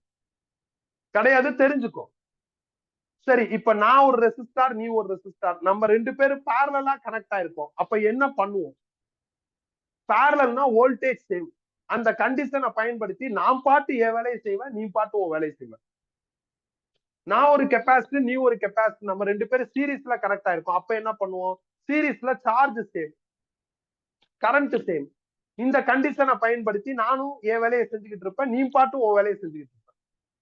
இப்ப நான் ஒரு கெப்பாசிட்டி, நீ ஒரு கெப்பாசிட்டி, நம்ம ரெண்டு பேரும் சீரீஸ்லயோ பேரலல்லயோ கனெக்ட் ஆயிருக்கிறப்ப என்னால உனக்கோ இல்ல ஒன்னால எனக்கோ எந்த பாதிப்பும் வராது. நான் ஒரு ரெசிஸ்டார் சீரீஸ் பேரலல்ல கனெக்ட் ஆயிருக்கிறப்ப என்னால உனக்கும் ஒன்னால எனக்கும் எந்த பாதிப்பு வராது. நம்ம ரெண்டு பேரும் என்ன பண்ணுவோம்னா, கனெக்ஷன் என்ன கனெக்ஷனோ அந்த கனெக்ஷனுக்கு தகுந்த மாதிரி வேலை செஞ்சுட்டு இருப்போம். நான் பாட்டு என் வேலையை செய்வேன், நீ பாட்டு உன் வேலையை செய்வேன். I will not suffer you, I will not disturb you, similarly you will not disturb me. இந்த மாதிரியான கனெக்ஷன்ஸ்ல. ஆனா இங்க அப்படி கிடையாது. ரெண்டு இண்டக்டர் சீரீஸ்லயோ பேரலல்லயோ இருந்ததுன்னா என்கிட்ட இருக்கிற பிளக்ஸ் உனக்கும், ஆர்எல்ஸ் ஓன்ட்ட இருக்கிற பிளக்ஸ் எனக்கும் டிரான்ஸ்பர் ஆகும். அப்ப இதுல மியூச்சுவலும் சேர்ந்து நடக்கும். அந்த மியூச்சுவலை சேர்த்துதான் ஃபார்முலா எழுதணும். மியூச்சுவலை விட்டுட்டு எழுதுனா இது கரெக்ட். மியூச்சுவலை சேர்த்து எழுதுனா ஃபார்முலா அப்பியரன்ஸே டோட்டலா டிஃபரெண்டா இருக்கும். அது நம்ம சிலபஸ்ல கிடையாது. நம்ம சிலபஸ் ஃபார்மேஷன் உனக்கு ஃபேவரபிளா இருக்கு. உன்னைய மியூச்சுவலை படின்னு சொல்றாங்க, இன்க்ளூட் பண்ணுன்னு சொல்லல. நீ நல்லா யோசிச்சு பாரு. மியூச்சுவலுக்கான ஸ்டோரி டயக்ராம் போட்டல, அப்ப நான் என்ன பண்ணேன்? கரண்ட் I1 பார்த்தா பிளக்ஸ் Ψ1 வரும். I1 வேரி பண்ணா Ψ1 வேரி ஆகும். ஆனா நான் கண்டுக்க மாட்டேன்ட்டேன். அப்ப என்கிட்ட இருந்து உனக்கு டிரான்ஸ்பர் ஆகுறது மியூச்சுவல். என்னால உனக்கு பாதிப்பு வருதுன்னா என்னால எனக்கும் பாதிப்பு வரல. அதுதானே செல்ஃப். செல்ஃபை நான் இக்னோர் பண்ணிடுவேன். மியூச்சுவல் பத்தி படிக்கிறப்ப செல்ஃபை இக்னோர் பண்ணிட்டு ஒன்லி மியூச்சுவல் தான் யோசிப்பேன். அதே தான் இங்கேயும், மியூச்சுவலை இக்னோர் பண்ணு, ஒன்லி செல்ஃப் மட்டும் பாரு. அந்த மாதிரி யோசிச்சா. ஏன்னா கெப்பாசிட்டி படிக்கிறப்ப, ரெசிஸ்டார் படிக்கிறப்ப மியூச்சுவல்னு ஒண்ணு இல்ல. அதனால நம்மளுக்கு நார்மலா வந்துருச்சு. இண்டக்டார் பத்தி படிக்கிறப்ப மியூச்சுவல்னு ஒண்ணு வரும். அப்ப அதையும் சேர்த்து படிக்கணும். அப்பதான் நல்லா இருக்கும். அதனாலதான் நான் கம்பேர் பண்ணி உனக்கு நடத்திட்டேன். இப்ப உனக்கு கிளாரிட்டி கிடைச்சிருக்கு. சரி, இப்ப ஆர் பத்தி, எல் பத்தி, சி பத்தி படிச்சாச்சு. எல் பத்தி இப்ப படிச்சுட்டு இருக்கோம், இன்னும் படிக்க போறோம். எப்படி இருந்தாலும் இன்னைக்கு நாளை கிளாஸ்ல எல்லா பத்தியும் படிச்சிருவோம். ஆல்ரெடி கெப்பாசிட்டி பத்தி படிச்சாச்சு, ஆல்ரெடி ரெசிஸ்டார் பத்தி படிச்சாச்சு. இதை வச்சு என்ன பண்ண போறோம்? அதான் அடுத்த சாப்டர், ஆல்டர்னேட்டிங். சரி, ஆல்டர்னேட்டிங் கரண்ட்ல இதை வச்சு ஏதோ பண்றோம்ல, அதை வச்சு என்ன நடக்க போகுது? அதான் அடுத்த சாப்டர், இஎம்விஸ். அதுல என்ன நடக்குதுன்னு தெரிஞ்சுக்கிட்டு அங்க இருந்து நாம என்ன பண்ணலாம்? அடுத்த வால்யூமுக்கே ஒரு இன்ட்ரோடக்ஷன் எடுத்துடலாம். அடுத்த வால்யூம்ல என்னென்ன நடக்க போகுதுங்கிறதெல்லாம் இஎம் வேவ்ஸ்ல நம்ம என்ன பண்ணிடலாம், கண்டுபிடிச்சிடலாம். இஎம் வேவ்ஸ் சாதாரண லெசன் கிடையாதுப்பா, சம லெசன் அது. 2 கிளாஸ்ல 3 கிளாஸ்ல முடிச்சிடும். 60 ப்ராப்ளம் கிட்ட நடத்துவோம். 60 ப்ராப்ளம் இருக்கு, அதை நம்பு. ஓகேவா? உனக்கு ஸ்கூல்ல நடத்திருக்க மாட்டாங்க. சம லெசன் அது பார்ப்போம். அந்த லெசன் வரப்போ உனக்கு நல்ல ஒரு ஐடியா என்ன ஆகும்னா கிடைக்கும். மொத்தமா என்ன நடந்துகிட்டு இருக்கு, ஃபர்தரா என்ன நடக்க போகுது, எல்லா பிக்சர் என்ன ஆகும்னா வரும். ஆக்சுவலா அப்படி ஃப்ரேம் ஆயிருக்கான்னு கேட்டா கிடையாது. சிலபஸ் அதுவா ஃப்ரேம் ஆயிருக்கு. நான் நடத்துறப்போ உனக்கு அந்த மாதிரி நடக்கும். கிளியரா? குழப்பம் இல்ல. இந்த டேபிள் இருக்குல்ல, நானே நோட்ஸ்ல டேபிளா வச்சிருக்கேன். ஒரு 4 டேபிள் வரும். நம்மளுக்கு இப்போதைக்கு 3 டேபிள் தான் சிலபஸ்ல இருக்கு. நம்ம அப்பப்ப அந்த டேபிள் எடுத்து பாத்துக்கலாம். இப்ப அதை பத்தி பாதர் பண்ண வேணாம். So we got all idea regarding self and mutual induction. Self இண்டக்ஷன்ங்கிறது இண்டக்டாருங்கிற காம்பனண்ட்டை பத்தி படிக்கிறப்ப வர்ற ஒரு ப்ராசஸ். இண்டக்டார்ல மியூச்சுவல் நடக்கிறதுக்கு வாய்ப்பு இருக்கிறதுனால அதையும் சேர்த்து படிச்சுது. இப்ப அடுத்து என்ன? இங்க பாருங்களா, இதுல இருந்து கேபிட்டல் என் கண்டுபிடிச்சா ஸ்மால் என் இன்டு எல்னு வரும். அப்ப இங்க இருக்கிற கேபிட்டல் எண்ணுக்கு பதில் ஸ்மால் என் இன்டு எல்னு மாத்தி விட்டுருங்க. மாத்தி விட்டு சிம்பிளிஃபை பண்ணா L will become as mu naught N squared AL. ரெண்டுல எதை பயன்படுத்துறது? எதை வேணாலும் பயன்படுத்திக்க. கிவன் டேட்டாவை பார்த்து டிசைட் பண்ணு. கேபிட்டல் என்ன இதுக்குள்ள போ, ஸ்மால் என்ன இதுக்குள்ள போ. உனக்கு இந்த ஃபார்முலா மறந்துருச்சு, இதுதான் நீ மனப்பாடம் பண்ணிருக்க, அப்ப இதை வச்சு இதை எடுத்துக்கோ. இதை நீ மனப்பாடம் பண்ணிட்ட, இது மறந்துருச்சு, அப்ப இதை வச்சு இதை எடுத்துக்கோ. புத்திசாலித்தனமா டிராவல் பண்ணு. ஸோ 7th பாயிண்ட் ஓவர் தம்பி கவனிங்க. 7th point over self inductance. அப்ப அதே மாதிரி மியூச்சுவல்ல 7th பாயிண்ட் படிக்கணும். Mutual inductance between two long solenoid. இது ஃபர்ஸ்ட் காயில். இதுல பாஸ் ஆகிற கரண்ட் I1, பிளக்ஸ் I1. இது ரெண்டாவது காயில். இந்த பிளக்ஸை நான் கண்டுக்க மாட்டேன். இங்க இருந்து இங்க எவ்வளவு டிரான்ஸ்பர் ஆச்சோ அதான் எனக்கு அக்கௌண்டபிள், which is I21. நான் I1 வேரி பண்ணா இது வேரி ஆகும். சோ தட் டிரான்ஸ்பர் ஆனது வேரி ஆகும். பிளக்ஸ் வேரி ஆயிடுச்சுன்னா பாரடேஸ் லா அப்படி EMF வரும் E2. ஃபர்ஸ்ட் காயிலோட number of turns N1, second காயிலுக்கு N2. ஃபர்ஸ்ட் காயிலோட லென்த் L, செகண்ட் காயிலுக்கு L, ஐடென்டிக்கலா எடுத்துக்கிறேன். ஃபர்ஸ்ட் காயிலோட area of cross section A1, ரெண்டாவது காயிலுக்கு A2. மேக்சிமம் ஆஃப் புக்கு ஏரியாவை ஈவனா எடுத்திருப்பாங்க. ஏரியாவை ஈவனா எடுத்துட்டா ட்விஸ்டட் ப்ராப்ளத்துல மாட்டிக்குவோம். அதனால நான் ஏரியாவை அன்ஈவனா எடுத்திருக்கேன்.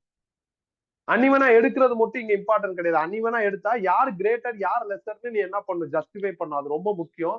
நான் என்னோட தியரியில A1 கிரேட்டர்னு எடுத்துக்கிறேன், A2 லெஸர்னு எடுத்துக்கிறேன். என்ன பண்ணும், இந்த இதை ரெஃபரன்ஸா வச்சு ஃபாலோ பண்ணும். என்ன பண்ணிருக்கோம், யாருக்கு கரண்ட் பாஸ் பண்றோமோ அவனோட மேக்னெட்டிக் ஃபீல்ட் கண்டுபிடிச்சிருக்கோம். யாருக்கு கரண்ட் பாஸ் பண்றோம், ஃபர்ஸ்ட் சொலினாய்டுக்கு கரண்ட் பாஸ் பண்றோம். அப்ப அதோட மேக்னெட்டிக் ஃபீல்ட் எழுதுங்க.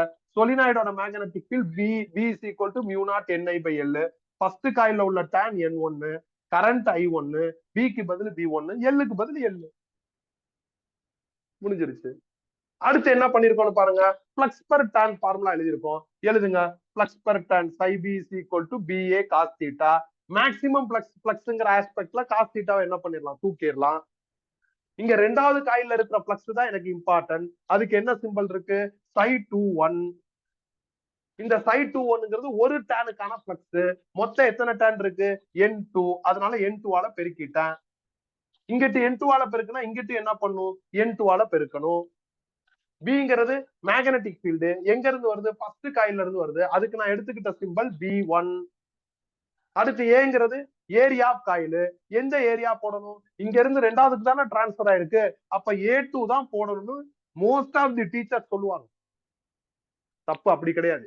A2 போட்டது கரெக்டான எக்ஸ்பிளனேஷன் தப்பு. எந்த ஏரியா சின்னதோ அந்த ஏரியா போடணும். இதான் பாயிண்ட். ஏன், என்ன காரணம், சில எக்ஸாம்பிள்ஸ் வச்சு யோசிப்போமே. ஒரு பெரிய அண்டால தண்ணி இருக்கு, ஒரு சின்ன கப்ல அதை டிரான்ஸ்பர் பண்ணும். அண்டால இருந்து கப்புக்கு மாத்தணும், எவ்வளவுப்பா மாத்த முடியும், கப் அளவுக்கு தான் மாத்த முடியும். மாத்தி யோசிப்போம், கப்புல இருந்து அண்டாவுக்கு மாத்தணும், அப்ப எவ்வளவு மாத்த முடியும், அப்பயும் கப் அளவுக்கு தான் மாத்த முடியும். அப்ப மியூச்சுவல்ங்கிறது டிரான்ஸ்பரிங், எவ்வளவு டிரான்ஸ்பர் பண்ண முடியும், சின்னவனா இருக்கான் பத்தியா, அவன் அளவுக்கு தான் டிரான்ஸ்பர் பண்ண முடியும். அதனால நீ கண்டிப்பா என்ன பண்ணணும், A2 தான் போடணும். ஏன்னா நம்ம A2 தான் சின்ன ஏரியான்னு இருக்கு.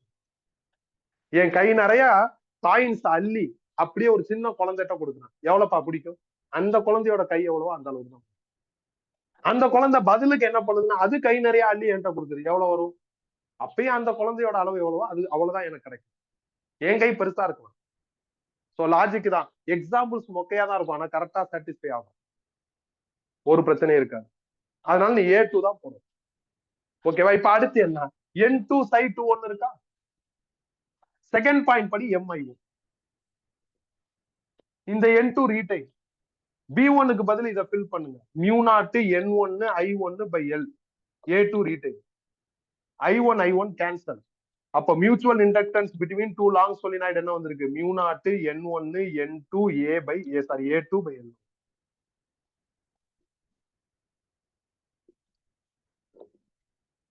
சிமிலர்லின்னு போட்டு ரிவர்ஸுக்கு ஃபார்முலா எழுதுறீங்கன்னு வச்சுக்கோங்க. அப்ப என்னப்பா ஃபார்முலா வரும், μ0 N1 இருக்கிற இடத்துல நீங்க என்ன பண்ணு N2, N2 இருக்கிற இடத்துல என்ன பண்ணு N1, அடுத்து A2 தான் போடணும். இப்பதானே சொன்னேன், நீ இப்படி வச்சாலும் அப்படி வச்சாலும் சின்ன ஏரியா தான் போடும். அதனால சிமிலர்லி போட்டாலும் இதே ஃபார்முலா தான் வரும். அதனால நீ அதை டெரைவ் பண்ண அவசியம் இல்லை. இதான் mutual inductance between two solenoid. Obviously இங்க எப்படி ஸ்மால் அண்ட் எஃபெக்ட உள்ள கொண்டு வந்து, அதே மாதிரி ஸ்மால் அண்ட் எஃபெக்ட உள்ள கொண்டு வந்து ஃபார்முலாவை என்ஹான்ஸ் பண்ணி தேர்ல காமிக்கலாம். யாருக்கு பதில் சம்மதர் மீடியம் இருக்குன்னா மியூ0 பக்கத்துல மியூஆர் வந்துருச்சுன்னு இன்னொரு ஃபார்முலாவை நீ என்ன பண்ணலாம், எழுதலாம். அதெல்லாம் நோட்ஸ்ல எழுதிருப்பான். அதெல்லாம் தியரி எக்ஸாம்ல ஒரு 2-3 ஸ்டெப் எக்ஸ்ட்ரா எழுதுற மாதிரி, கொஞ்சம் எக்ஸ்டெண்டா எழுதுற மாதிரி நீ பண்ணிக்கணும். ரொம்ப முக்கியமான டெரிவேஷன். நாளைக்கு கிளாஸ்ல இந்த மியூச்சுவல்லே சில ஸ்பெஷல் கேஸ் பார்க்க ஆரம்பிப்போம். இன்னைக்கு அதை பார்க்க முடியாது, இன்னைக்கு ப்ராப்ளம் பாக்குறப்பே டைம் ஆயிரும். நாளைக்கு இன்னும் சில ப்ராப்ளம்ஸ் பார்த்துட்டு மியூச்சுவல்ல ஸ்பெஷல் கிளாஸ் ஸ்பெஷல் கண்டென்ட் பார்ப்போம். என்னன்னா, இப்ப நான் ரெண்டுமே சொலினாய்டா எடுத்திருக்கேன்னா, நாளைக்கு ஒரு சொலினாய்டு ஒரு சர்க்குலர் காயில் அப்படி எடுத்தா எம் எப்படி இருக்கும், அப்புறம் ரெண்டுமே சர்க்குலர் காயில்னா எப்படி இருக்கும், இதெல்லாம் பார்க்க போறோம். இதெல்லாம் நம்ம சிலபஸ்ல இருக்கு. ப்ராப்ளம்ஸ் எல்லாம் கேட்கறாங்க. எல்லாருக்கும் ஐடியா இல்லாம என்ன பண்றாங்க, எப்ப பார்த்தாலும் இந்த ஃபார்முலா எடுத்து சொதப்புறாங்க, ஏரியாவை மாத்துறாங்க. சில நேரம் A1 சின்ன ஏரியாங்கிறாங்க. அப்ப நீங்க என்னப்பா பண்ணணும், A1 போட்டுக்கணும். இந்த நாலேஜ் இருக்க மாட்டேங்குது, சொதப்பிடுறாங்க. நாம அப்படியெல்லாம் இருக்கக்கூடாதுங்கிறதுனால கரெக்டா நிறுத்தி நிதானமா பொறுமையா கம்பேரிசன் ஸ்டைல்ல தெளிவா படிச்சிருக்கோம். ஓகே தானே? இப்ப அடுத்து என்ன, எய்த் பாயிண்ட் இந்த டைட்டிலுக்கு மட்டும்தான், அது கிடையாது. எய்த் பாயிண்ட் என்னன்னா, energy stored in inductor.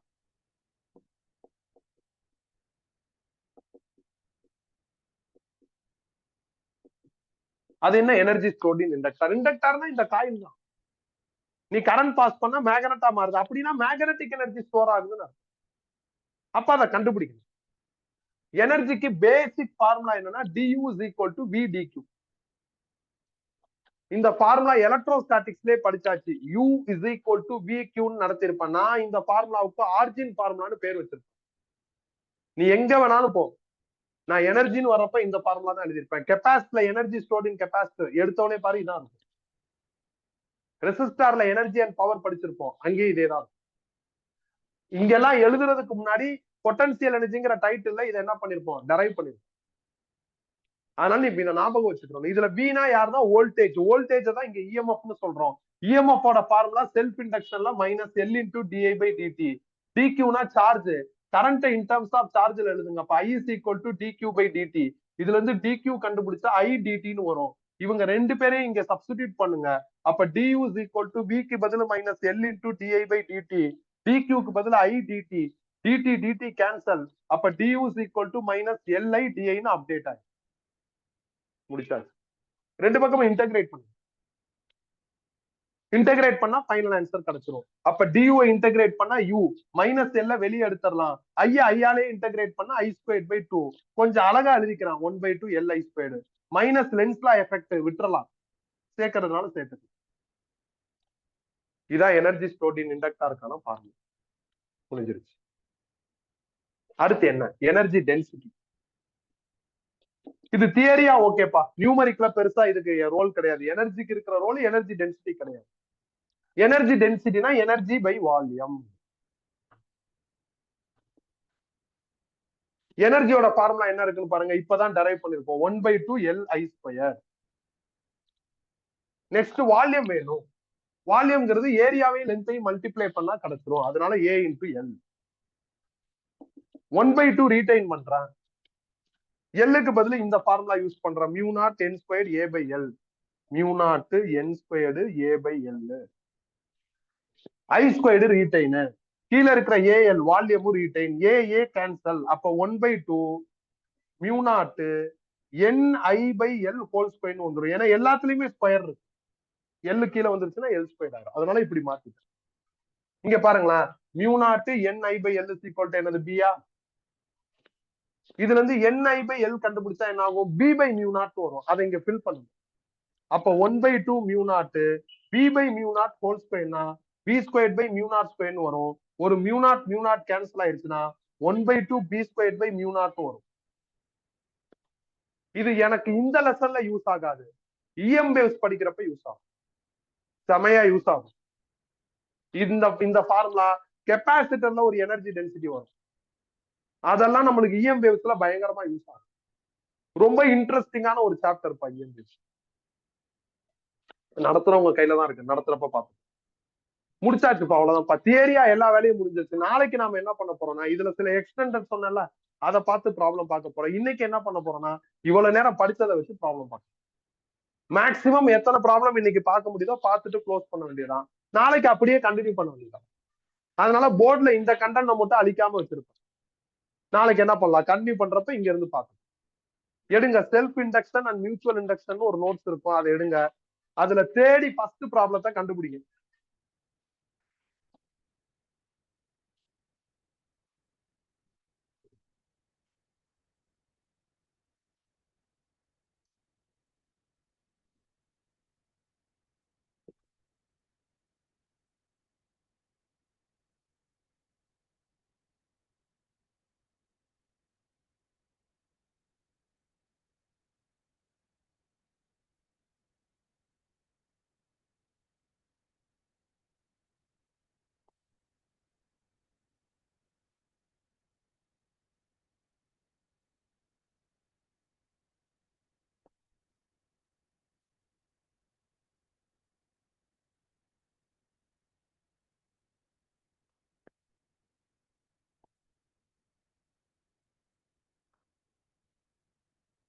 Self induction and mutual induction இந்த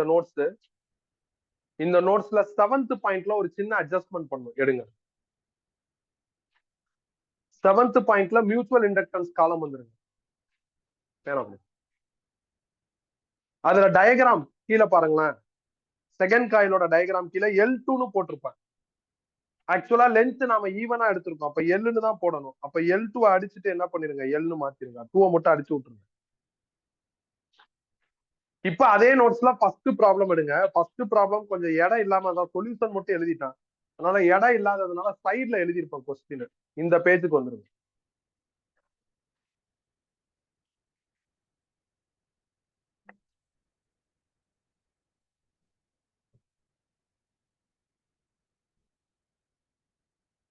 A solenoid of 500 tons is wound on an iron core of relative permeability 800.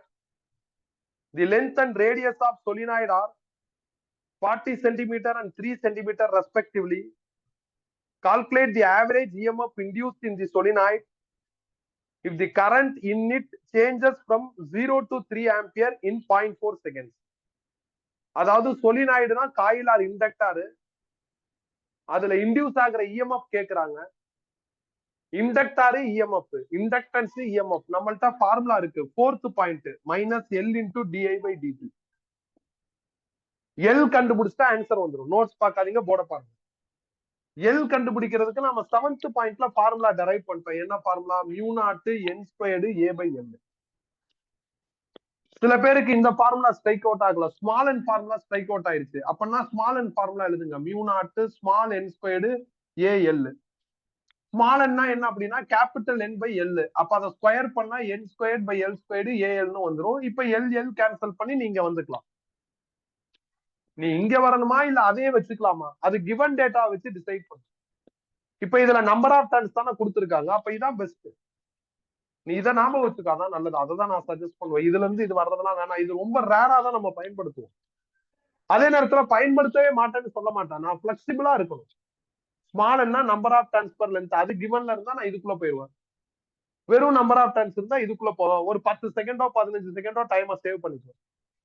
இந்த கொஸ்டின்ல இன்னொரு ட்விஸ்ட் சொல்லிட்டாங்க. என்ன ட்விஸ்ட், சின்ன ட்விஸ்ட் தான். ஏர் கோர் கிடையாது, அயன்ல சுத்திட்டாங்க. அப்ப மியூ நாட் பக்கத்துல என்ன ஆயிருந்தா மியூ ஆர் ஒன்று. இப்ப டேட்டா போடுங்க. Mu naught constant 4π × 10⁻⁻⁷. Number of turns எவ்வளவு சொல்லியிருக்காங்கன்னா 500 சொல்லியிருக்காங்க. 500 போட்டுங்க. ஏரியா சர்க்கிள் தான்ப்பா. சொலினாய்டு வந்தாலும் சர்க்குலர் காயில் வந்தாலும் காயில் வந்து சர்க்கிளா தான் இருக்கும். அதனால πr² வந்துடும். பை ரீடைன், ரேடியஸ் கொடுத்துருக்காங்க எவ்வளவுனா 3 சென்டிமீட்டர், அதை மீட்டரா மாத்திட்டேன். அப்புறம் மியூஆரோட வேல்யூ கொடுத்துருக்காங்க, எவ்வளவு சொல்லியிருக்காங்கன்னா 800 ரிலேட்டிவ் பெர்மியபிலிட்டி போட்டேன். Divided by length of solenoid வேணும், அதுவும் கொடுத்துருக்காங்க 40 சென்டிமீட்டர், அதையும் போட்டேன். சிம்பிளிஃபை பண்ணா எனக்கு ஆன்சர் வந்துடும். ஆன்சர் எனக்கு 1.77 ஹென்ரின்னு வருது. பட் டார்கெட் இது கிடையாது, டார்கெட் இஎம்எஃப். அப்ப எப்படி இஎம்எஃப் கண்டுபிடிக்கலாம், மைனஸ் எல் வந்து 1.77 இன்ட்டு என்னது 1.77 இன்ட்டு என்னது டிஐ பை டிடி. டிஐங்கிறது சேஞ்ச் இன் கரண்ட், டிடிங்கிறது சிம்பிளி டைம். கொஸ்டினை ரீட் பண்றப்ப கடைசி லைன்ல கரண்ட் டைம் வந்து எவ்வளவு சொல்லியிருக்காங்கன்னா 0.4 செகண்ட்ஸ்னு சொல்லியிருக்காங்க, அதை போட்டுடலாம். அதுக்கப்புறம் சேஞ்ச் இன் கரண்ட் வேணும். சேஞ்ச் இன் கரண்ட்னா final current minus initial current. கொஸ்டின்ல கரண்ட் 0 to 3 ஆம்பியரா மாறுதுன்னு சொல்றாங்க. அப்போ ஃபைனல் மைனஸ் இனிஷியல்னா 3 - 0. அவ்வளவுதான், டிக் பண்ணிருங்க, முடிஞ்சிருச்சு. செகண்ட் ப்ராப்ளம் எடுங்க. சால்விங்ல நீ பாத்துக்கோ.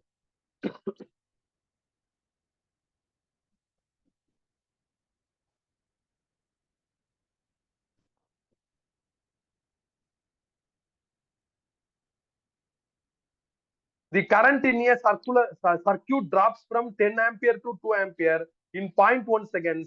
An average EMF of 32 volt is induced in the circuit. While this happens, find the inductance of the coil. EMF கொடுத்துட்டு இண்டக்டன்ஸ் கேட்டிருக்காங்க. EMF இண்டக்டன்ஸ் நம்மள்ட்ட இருக்கிற ஃபார்முலா என்னன்னா -L × di/dt. Fourth formula. EMF 32 வோல்ட்னு சொல்லிட்டாங்க.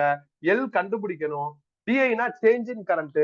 கொஸ்டின்ல தெளிவா சொல்லியிருக்காங்க 10 ஆம்பியர்ல இருந்து 2 ஆம்பியரா மாறி இருக்கு. அப்ப final current 2 ampere, initial current 10 ampere. டிடினா சிம்பிளி டைம், அது எவ்வளவுனா 0.1 செகண்ட். அவ்வளவுதான் பாயிண்ட். இதுக்கப்புறம் சால்விங் நீ பண்ணிக்கலாம். டிக் பண்ணிருங்க. தேர்ட் கொஸ்டின் சல்லுன்னு முடிஞ்சிரும்பா. ஏன்னா நீ யோசிச்சு பாரு, மொத்தமே 3 ஃபார்முலா தான். செகண்ட் பாயிண்ட்ல ஒரு ஃபார்முலா, ஃபோர்த் பாயிண்ட்ல ஒரு ஃபார்முலா, செவன்த் பாயிண்ட்ல ஒரு ஃபார்முலா. செல்ஃப்னா செல்ஃப், மியூச்சுவல்னா மியூச்சுவல். செல்ஃபை மியூச்சுவலையும் லிங்க் பண்ண சொல்லி நம்மளுக்கு சிலபஸ்ல இல்ல. கரெக்ட் தானே? அதனால ரொம்ப ரேர், லிங்க் பண்ணி வர கொஸ்டின் ரொம்ப ரேர். ஓகே தானே? அதனால நம்மளுக்கு ஈஸி. அதனால கரெக்டான ஃபார்முலா பிக் பண்றோம், ப்ராப்ளம் சால்வ் பண்றோம். தேர்ட் கொஸ்டின் எடுங்க. A current in a coil changes from 4 ampere to 0 in 0.1 second. If the average EMF induced is 100 volt, find the self inductance of the coil. திருப்பி EMF self inductance. அப்ப EMF ஓட formula என்ன? -L × di/dt. EMF 100 வோல்ட்னு சொல்லிட்டாங்க.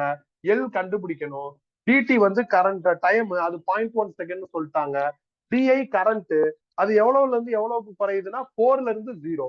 அப்ப final current 0, initial current 4. இப்ப நீ solve பண்ணி எழுதுங்க. டிக் பண்ணிருங்க.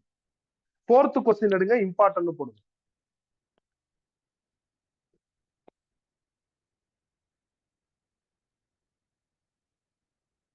Two coils have self-inductance L1 is equal to 8 millihenry, L2 is equal to 2 millihenry respectively. The current in the coil are increased at the same constant rate. At a certain instant of time, both coils are given the same power. At that instant, the current, the induced voltage, and the energy stored in first coil are I1, V1, and W1, and the corresponding values for second coil are I2, V2, and W2 respectively. Then options இருக்கிற பேஜ்ல இருங்க, சொல்யூஷனுக்கு போகாதீங்க. ரெண்டு காயிலோட inductance value கொடுத்துட்டாங்க. 8 மில்லிஹென்றி, 2 மில்லிஹென்றி. ரெண்டு காயிலையும் current increasing rate வந்து கான்ஸ்டன்ட்ங்கறாங்க. ரேட்னா d/dt, கரண்ட்னா I. ரெண்டு coil, அப்ப I1 di2/dt. இது ரெண்டும் கான்ஸ்டன்ட்னா ஈக்குவல்னா இருக்கும். ஒரு செர்டைன் இன்ஸ்டன்ட்ல ரெண்டு காயிலோட பவரும் ஈக்குவல்ட்டாங்க. அப்ப P1 is equal to P2. இப்ப அந்த காயிலோட ஃபர்ஸ்ட் காயிலோட voltage V1, current I1, energy W1. ரெண்டாவது காயிலோட voltage V2, current I2, energy W2. அப்படின்னா கீழே இருக்கிற 4 ஆப்ஷன்ல எது கரெக்ட்னு கேட்டிருக்காங்க. வோல்டேஜ்னா EMF. நம்மள்ட்ட EMF கண்டுபிடிக்கிறதுக்கு ஃபார்முலா இருக்கு ஃபார் L. என்னப்பா ஃபார்முலா? -L × di/dt. ஃபர்ஸ்ட் காயிலோட வோல்டேஜ் V1 எழுதுறேன், ரெண்டாவது காயிலுக்கு V2. எல்லா ஆப்ஷன்ஸ்லயும் டிவைட் பண்ணிருக்கிறதுனால நான் டிவைட் பண்ணிட்டேன். டிவைட் பண்ணுங்க. V1 எப்படி எழுதலாம்? -L1 × di1/dt எழுதலாம். V2 எப்படி எழுதலாம்? -L2 × di2/dt எழுதலாம். Minus minus cancel. கொஸ்டின்ல இருக்கிற க்ளூ படி இது ரெண்டு என்னது? ஈக்குவல். அப்ப இது பல்கா காலி. L1 8, L2 2. சால்வ் பண்ணா 4னு வந்துரும். அப்ப எனக்கு V1/V2 is equal to 4னு வரும். ஆப்ஷன் பி பாருங்களேன், V2/V1 4னு இருக்கு. ஆனா நம்மளுக்கு வந்திருக்கிறது V1/V2 4. அப்படின்னா ஆப்ஷன் பி பிக் பண்ண முடியாது. அப்ப அடுத்து என்ன பண்ணலாம்? பவரோட ஃபார்முலா யூஸ் பண்ணலாம். பவரோட ஃபார்முலா என்னன்னா VI, நம்மளுக்கு தெரியும். அப்ப ஃபர்ஸ்ட் காயிலுக்கு V1 I1 எழுதலாம், ரெண்டாவது காயிலுக்கு V2 I2. இதுல இருந்து I1 by I2 கண்டுபிடிக்கிறோம். அப்படின்னா V2 by V1 வரும். V1 by V2 is equal to 4 னா அப்ப V2 by V1 1 by 4 னு வந்துரும். அப்ப I1 by I2 ஆன்சர் எவ்வளவு வருதுன்னா 1 by 4. இது ஆப்ஷன் ஏல இருக்கு. அப்ப ஆப்ஷன் ஏ ட்ரூனா ஆப்ஷன் டி ஃபால்ஸ். ஏன்னா ஆப்ஷன் டி ல I1 by I2 is equal to 4 னு இருக்கு. அப்ப அதை எடுக்க முடியாது. மூணாவது ஆப்ஷன் சி ல எனர்ஜியோட ரேஷியோ இருக்கு. நாம அதையும் செக் பண்ணிடுறோம். எனர்ஜியோட ஃபார்முலா என்னப்பா 1/2 Li². அப்ப ஃபர்ஸ்ட் காயில் எனர்ஜி W1 போடுறேன், ரெண்டாவது காயில் எனர்ஜி W2. அப்ப 1/2 L1 I1² வந்துரும், 1/2 L2 I2². 1/2 கேன்சல். கொஸ்டின்ல L1 8 இருக்கு, L2 2 இருக்கு. I1 by I2 எவ்வளவுப்பா இருக்கு 1/4. இங்க I1² by I2² இருக்கு. அப்படின்னா என்ன ஆகணும் 1/4 ஹோல் ஸ்கொயர்னு வரணும். 1/4 ஹோல் ஸ்கொயர்னா 1/60. சால்வ் பண்ணுங்க, இதை கேன்சல் பண்ணா 2 ஆயிரும். அப்போ 1/4 வரும். ஆப்ஷன் சி பாத்தீங்கன்னா W2 by W1 தான் 1/4 இருக்கு. நம்மளுக்கு வந்திருக்கிறது W1 by W2 1/4. அப்ப அதையும் பிக் பண்ண முடியாது. அவ்வளவுதான் முடிஞ்சு. இந்த கொஸ்டின் ஏன் இம்பார்ட்டன்ட், இது ஒரு சாதாரண கேள்விதான், நிறைய டேட்டாஸ் இருக்கிற மாதிரி ஒரு ஃபீல் வருது. அவ்வளவு சீக்கிரம் ஆன்சரை சொல்ல முடியல, எல்லாத்தையும் ஒர்க் பண்ற மாதிரி இருக்கு, அதனால important. 5th question.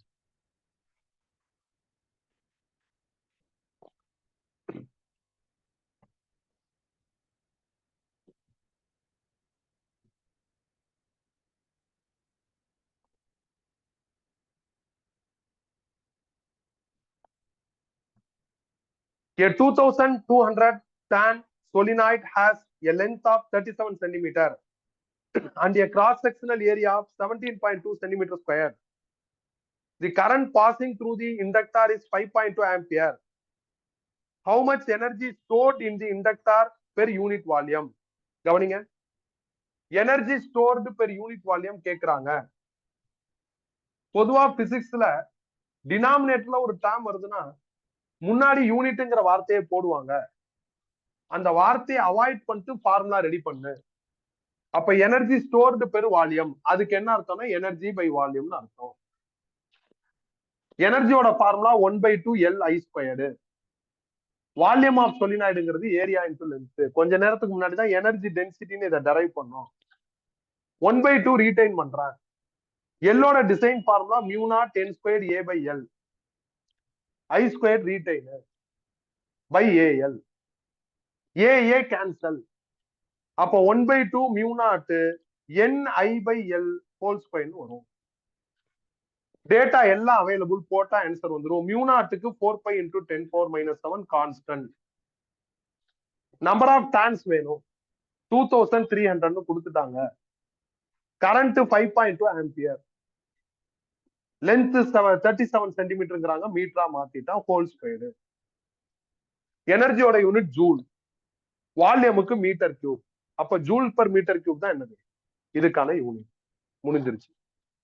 6th problem எடுங்க, important.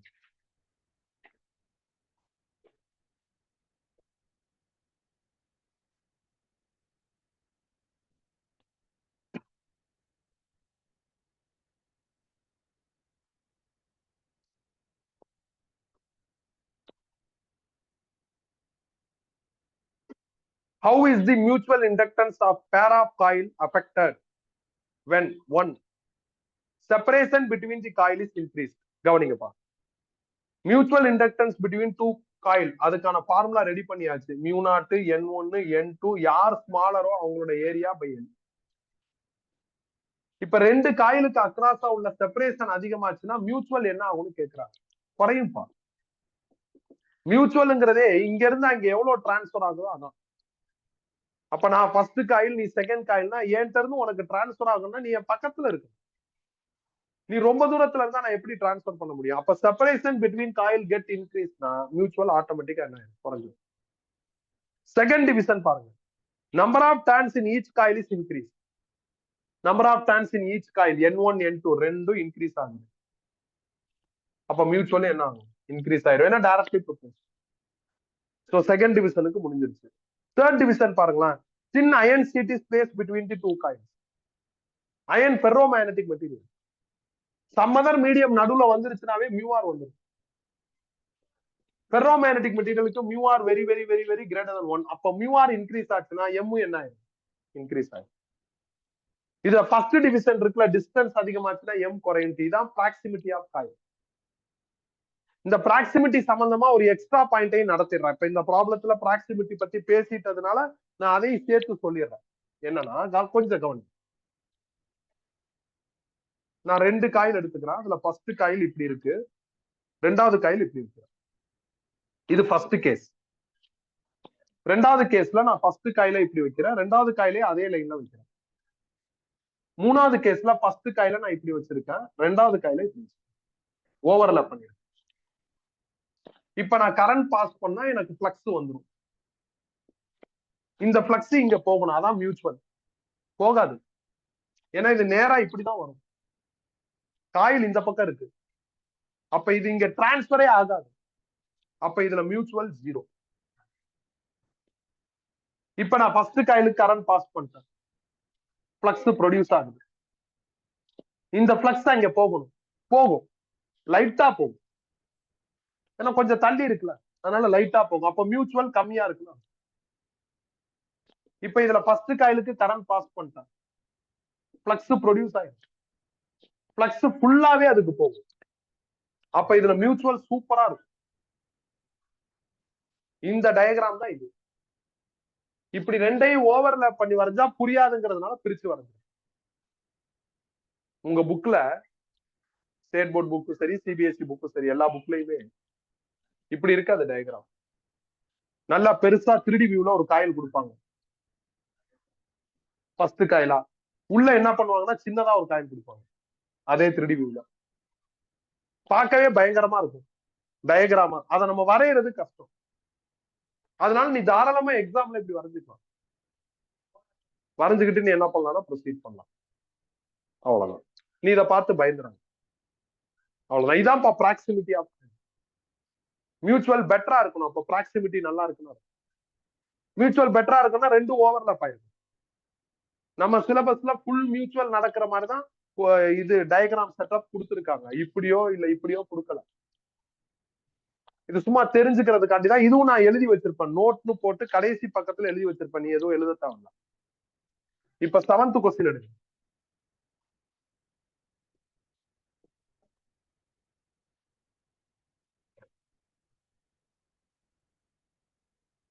The figure given below shows an arrangement by which current flows through the bulb X connected with the coil B when AC is passed through coil A. 1. Name the phenomenon involved. 2. If a copper sheet is inserted in a gap between the coil, explain how the brightness of the bulb could changes. கவனிங்கப்பா, இந்த மாதிரி ஒரு diagram கொடுத்திருக்காங்க. இது coil ஏ, இது coil B. Coil பியோட ஒரு bulb connect ஆயிருக்கு, அவன் பேர் எக்ஸ். காயில் ஏவோட ஒரு ஏசி சப்ளை கனெக்ட் பண்ணிருக்காங்க.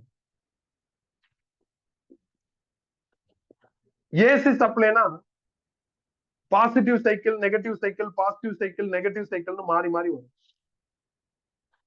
கரண்ட் பாசிட்டிவ் சைக்கிளுக்கு போறப்ப, பாசிட்டிவ் சைக்கிள் கரண்ட் போறப்ப கரண்ட் ஃபார்வர்ட்ல இருக்கு.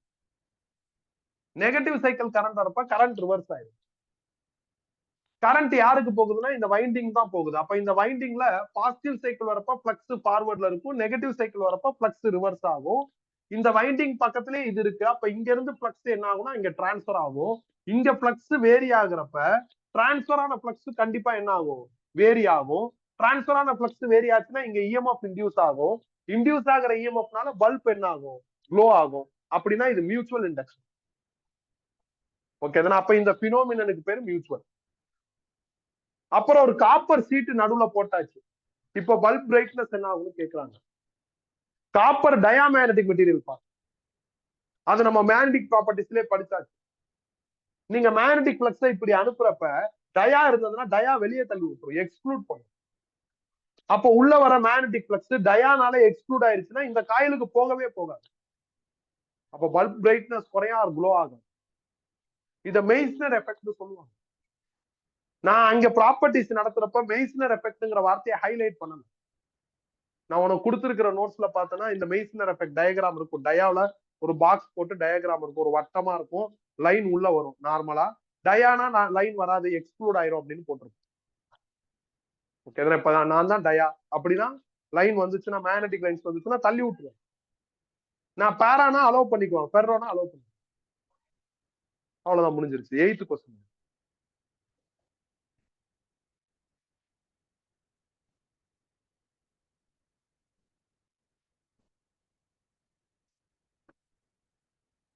The coefficient of mutual induction between primary and secondary coil of an induction coil is 2 Henry and the current of 2 ampere in the primary coil is fully cut off in 2 into 10 power minus 4 seconds. Find the induced EMF in secondary. Primary காயில current change ஆகுது, secondary காயில உள்ள EMF கேக்குறாங்க. M value mutual inductance கொடுத்துட்டாங்க. அப்படின்னா நீங்க fourth point of mutual எழுதுங்க. Fourth point என்னப்பா? E2 is equal to minus M into di1 by dt. M கொடுத்துட்டாங்க 2 ஹென்றி, டைம் கொடுத்திருக்காங்க 2 into 10 power minus 4 second. di1 change in current in first coil. இனிஷியலா 2 ampere, ஃபைனலா cut off. அப்போ ஃபைனலா 0, இனிஷியலா 2, final minus initial எழுதிட்டா solve பண்ணா answer. சொல்யூஷன்ல ஒரு சின்ன அட்ஜஸ்ட்மெண்ட், I1 நீங்க போட்டுக்கோங்க. நான் வெறும் ஐன்னு எழுதிருப்பேன், I1 போட்டுக்கோங்க. போட்டுட்டு அடுத்த கொஸ்டினுக்கு பண்ணுங்க. கொஸ்டினை ரீட் பண்ணும், சரியான ஃபார்முலா எடுக்கணும். எம் கொடுத்துருக்காங்களா, இஎம்எஃப் கேட்டிருக்காங்க, எம் இஎம்எஃப் தான் ஃபார்முலா. செகண்ட் காயில்னா இங்க E2 போடணும். மியூச்சுவல்ல இங்க E2 போட்டா இங்க என்ன வரும்?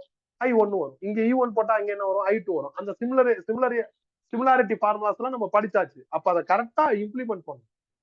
கவனத்தை செதற விடக்கூடாது, குழப்பிக்க கூடாது, ஏதோ இருக்கு அப்படிங்கிற மாதிரி பார்க்க கூடாது, ஸ்மார்ட்டா பார்க்கணும். ஓகே தானே? 9th one.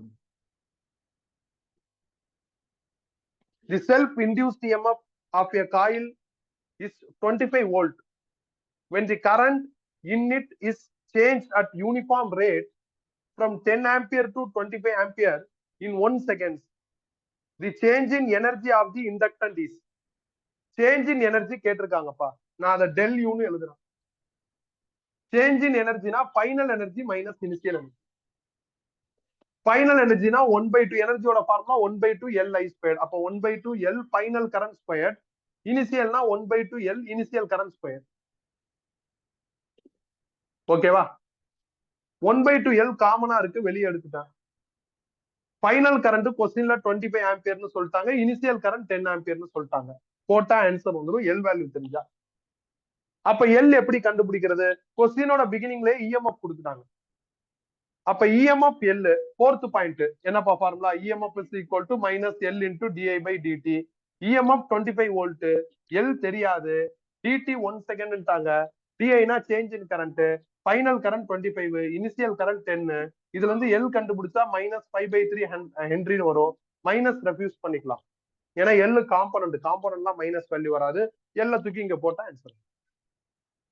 டிக் பண்ணிருங்க. 10th கொஸ்டின் இருக்கு.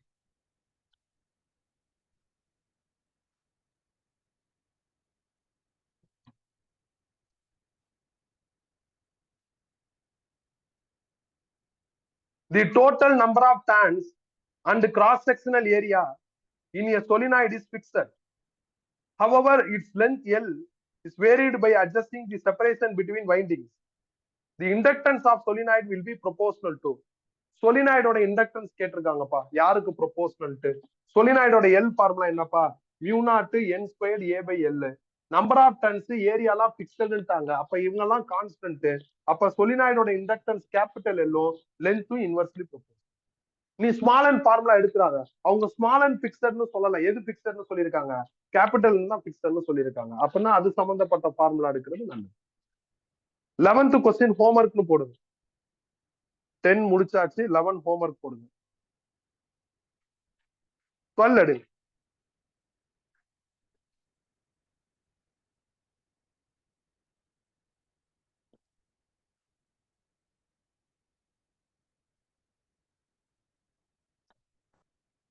When the current changes from plus 2 ampere to minus 2 ampere in 0.05 seconds, an EMF of 8 volt is induced in the coil. The coefficient of self-induction of the coil is. Coefficient of self இண்டக்ஷன்னா self inductance அர்த்தம். அப்படின்னா L EMF L formula இருக்கு. என்ன formula? Minus L into DI by DD.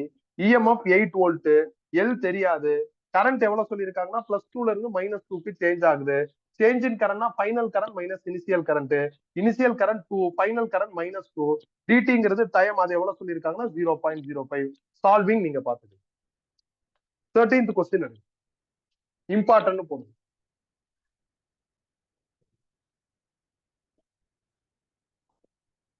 The current I flowing in a coil varies with the time as shown in figure. The variation of induced EMF with the time would be. கவனிங்கப்பா, யாரும் notes பார்க்க கூடாது, போற பாருங்க. காயில்ல vary ஆகிற கரண்ட ஒரு கிராஃபா கொடுத்துட்டாங்க. Horizontal ஆக்சிஸ்ல time scale எடுத்திருக்காங்க. Vertical ஆக்சிஸ்ல என்ன அப்படின்னா கரண்ட். இப்ப இன்டியூஸ் ஆகிற இஎம்எஃப் ஓட கிராஃப் வரைய சொல்லியிருக்காங்க. முதல்ல நீங்க ரெஃபரன்ஸ் லைன் போட்டுருங்க. எங்கெங்கெல்லாம் ஸ்கேல் வருதோ அங்கெல்லாம் ரெஃபரன்ஸ் லைன் போட்டுருங்க. 0, T/2, sorry T/4, T/2, 3T/4, T அப்படின்னு போட்டுருங்க. காயில்ல இன்டியூஸ் ஆகிற இஎம்எஃப் ஓட formula -L into DI by DT. Current change ஆச்சுன்னா இஎம்எஃப் வரும். கிராஃப் படி இதுக்கு இன்னொரு பேர் என்னன்னா ஸ்லோப். அப்ப ஸ்லோப் இருந்தா இஎம்எஃப் வரும், ஆனா ரிவர்ஸ்ல வரும், மைனஸ் இருக்கு பாருங்க. அப்ப இங்க ஸ்லோப் பாசிட்டிவா இருக்கா, அப்ப இஎம்எஃப் ரிவர்ஸ்ல வரும். ஸ்லோப்பே இல்லையா, இஎம்எஃப் வராது. ஸ்லோப் நெகட்டிவா இருக்கா, கீழே இறங்குதா, அப்ப இஎம்எஃப் பாசிட்டிவ்ல வரும். ஏன்னா இஎம்எஃப் ஸ்லோப்பும் மைனஸ்ல இருக்கு. ஒண்ணுமே இல்லையா, ஒண்ணுமே வராது. இதான் ஆன்சர், முடிஞ்சிருச்சு. பாருங்களேன், இது ஸ்லோப்புங்கிறதுக்கு இன்னொரு எவிடன்ஸ் சொல்றேன். இதான் ஸ்லோப்பு, மேக்ஸ் படி உனக்கு தெரிஞ்சிருக்கணும். ஏத்துக்க முடியலன்னா இங்க இருந்து புரிஞ்சுக்கோ, இங்க இருந்து ஃபாலோ பண்ண ஆரம்பி. ஓகே, இந்த மாதிரி வந்தா ஸ்லோப்னு அக்செப்ட் பண்ணிக்கோ. ஆர்எல் இப்ப இன்னொரு வே சொல்றேன். என்ன பாருங்களேன், இதுல கரண்ட் எப்படி இருக்கு, கான்ஸ்டன்டா இருக்கு. கான்ஸ்டன்ட் இங்க போட்டா என்ன ஆயிரும், 0 வரும். அதான போட்டிருக்கேன். அப்ப இது ஸ்லோப்னு எடுத்துக்கிட்டது கரெக்ட் தானே. ஸ்லோப் இல்லைன்னா என் தாட் என்னன்னா 0, கான்ஸ்டன்ட் போட்டாலும் என்ன ஆகுது, 0 தான் வருது. அப்ப இது கரெக்ட். இதான் கிராஃப், அவ்வளவுதான் முடிஞ்சிருச்சு. ஓகே, நான் ஹிண்ட் எழுதியிருப்பேன். கீ பாயிண்ட் போட்டு டிஐ பை டிடி தான் ஸ்லோப்னு எழுதியிருப்பேன். அதை வச்சு நீ ப்ராசஸ் பண்ணு. டிக் பண்ணிருங்க. 14th கொஸ்டின் எடுங்க.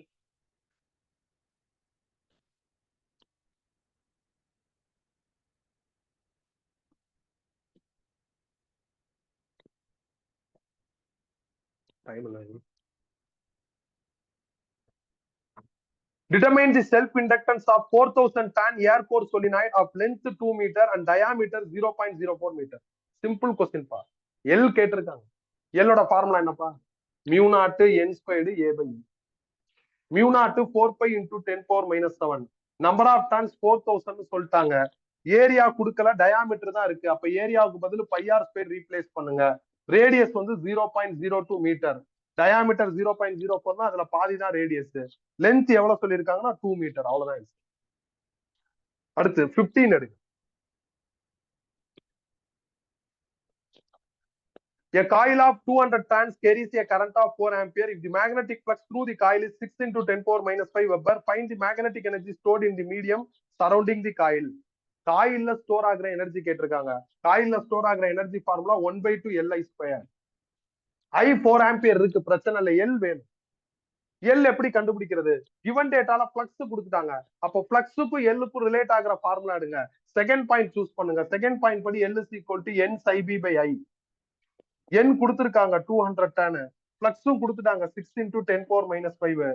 Current 4 ampere. சால்வ் பண்ணா 300 into 10⁻⁻5 வருது. அதை இங்க போடுங்க. 1/2. எல்லுக்கு பதில் 300 into 10⁻⁻5, ஐக்கு பதில் 4. அவ்வளவுதான். நான் கரெக்டா ஃபார்முலா எடுத்திருப்பேன். எல்லு இஎம்எஃப்னா 4th பாயிண்ட்டுக்கு போறேன். எல்லு பிளக்ஸ்னா செகண்ட் பாயிண்ட். ஏரியா லென்த் எல்லாம் கொடுத்துட்டு எல் கேட்டாங்கன்னா 7th பாயிண்ட். இதே விஷயம் எம்ல நடந்தா எம் ஃபார்முலா. அவ்வளவுதான். டிக் பண்ணுங்க. 16 எடுங்க. இம்பார்ட்டன்ட் போடுங்க. சாதாரண கேள்விதான், கொஞ்சம் டேட்டா சுத்தல்ல இருக்கும், அதனால இம்பார்ட்டன்ட் சொல்றேன், வேற ஒண்ணும் கிடையாது. A 50 cm long solenoid has 400 turns per centimeter. Turns per centimeter small n கொடுத்திருக்காங்கன்னு அர்த்தம். The diameter of the solenoid is 0.04 meter. Find the magnetic flux of the turn which it carries a current of 1 ampere அப்படிங்கிறாங்க. Magnetic flux per turn கேக்குறாங்கப்பா.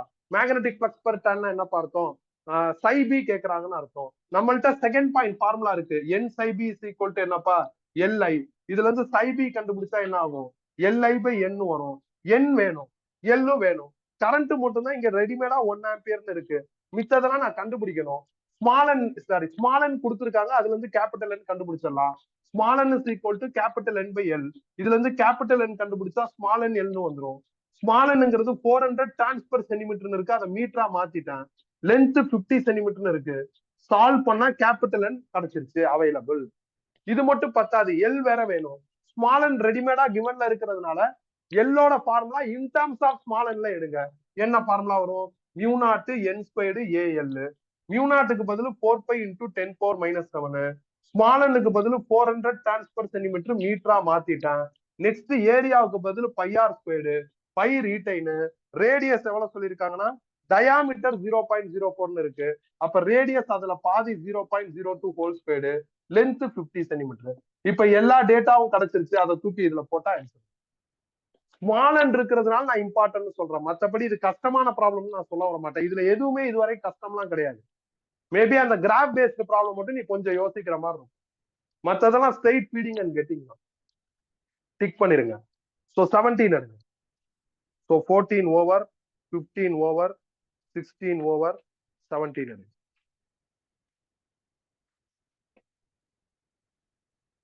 A coil of 200 tons carries a current of 0.4 ampere.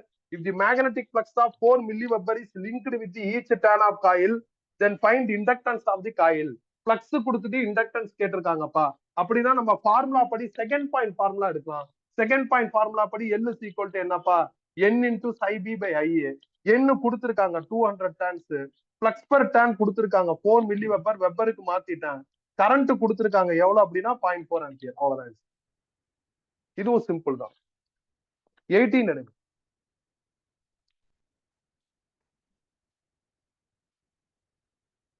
The self-inductance of an air core solenoid is 4.8 millihenry. If its core is replaced by iron core, then its self-inductance becomes 1.8 Henry. Find out the relative permeability of iron. கவனிங்கப்பா, ஏர் இருக்கிறப்ப எல்லோட formula என்ன சொல்லியிருக்காங்க அப்படின்னா, எல்லோட value எவ்வளவு சொல்லியிருக்காங்கன்னா 4.8 milli ஹென்ரிங்கிறாங்க. யாருக்கு பதில் iron போடுறப்ப 1.8 ஹென்ரிங்கிறாங்க. யார் இருந்தா formula mu naught n squared AL. நீங்க ஸ்மால் nக்கு பதில் கேபிட்டல் n வர ஃபார்முலா கூட பயன்படுத்திக்கலாம். அயன் இருந்தா என்னப்பா வரணும், மியூ நாட் மியூ ஆர்னு வந்துடும். இதோட வேல்யூ 4.8 மில்லி ஹென்ரி, இதோட value 1.8 henry. Relative permeability mu R கேட்டிருக்காங்க, அப்படின்னா ரெண்டையும் டிவைட் பண்ணுங்க, இதையும் டிவைட் பண்ணுங்க. அப்ப mu naught mu R n squared AL whole divided by mu naught n squared al is equal to 1.8 divided by 4.8 into 10 power -3. n squared al mu naught, n squared al mu naught cancel. From this mu r கண்டுபிடிச்சா உங்களுக்கு 375. அவ்வளவுதான். மிச்சம் அடுத்த class போகும், அதாவது நாளைக்கு. Just இதோட continuation தான்ப்பா, ஸ்ட்ரெயிட்டா 19th ப்ராப்ளத்துல இருந்து ஸ்டார்ட் பண்ணிடலாம். ஓகேவா? சில டிஃபரெண்டான ப்ராப்ளம் வரப்ப இதை ரெஃபரன்ஸா வச்சு அடுத்த தியரி நடத்தும். ஓகே தானே?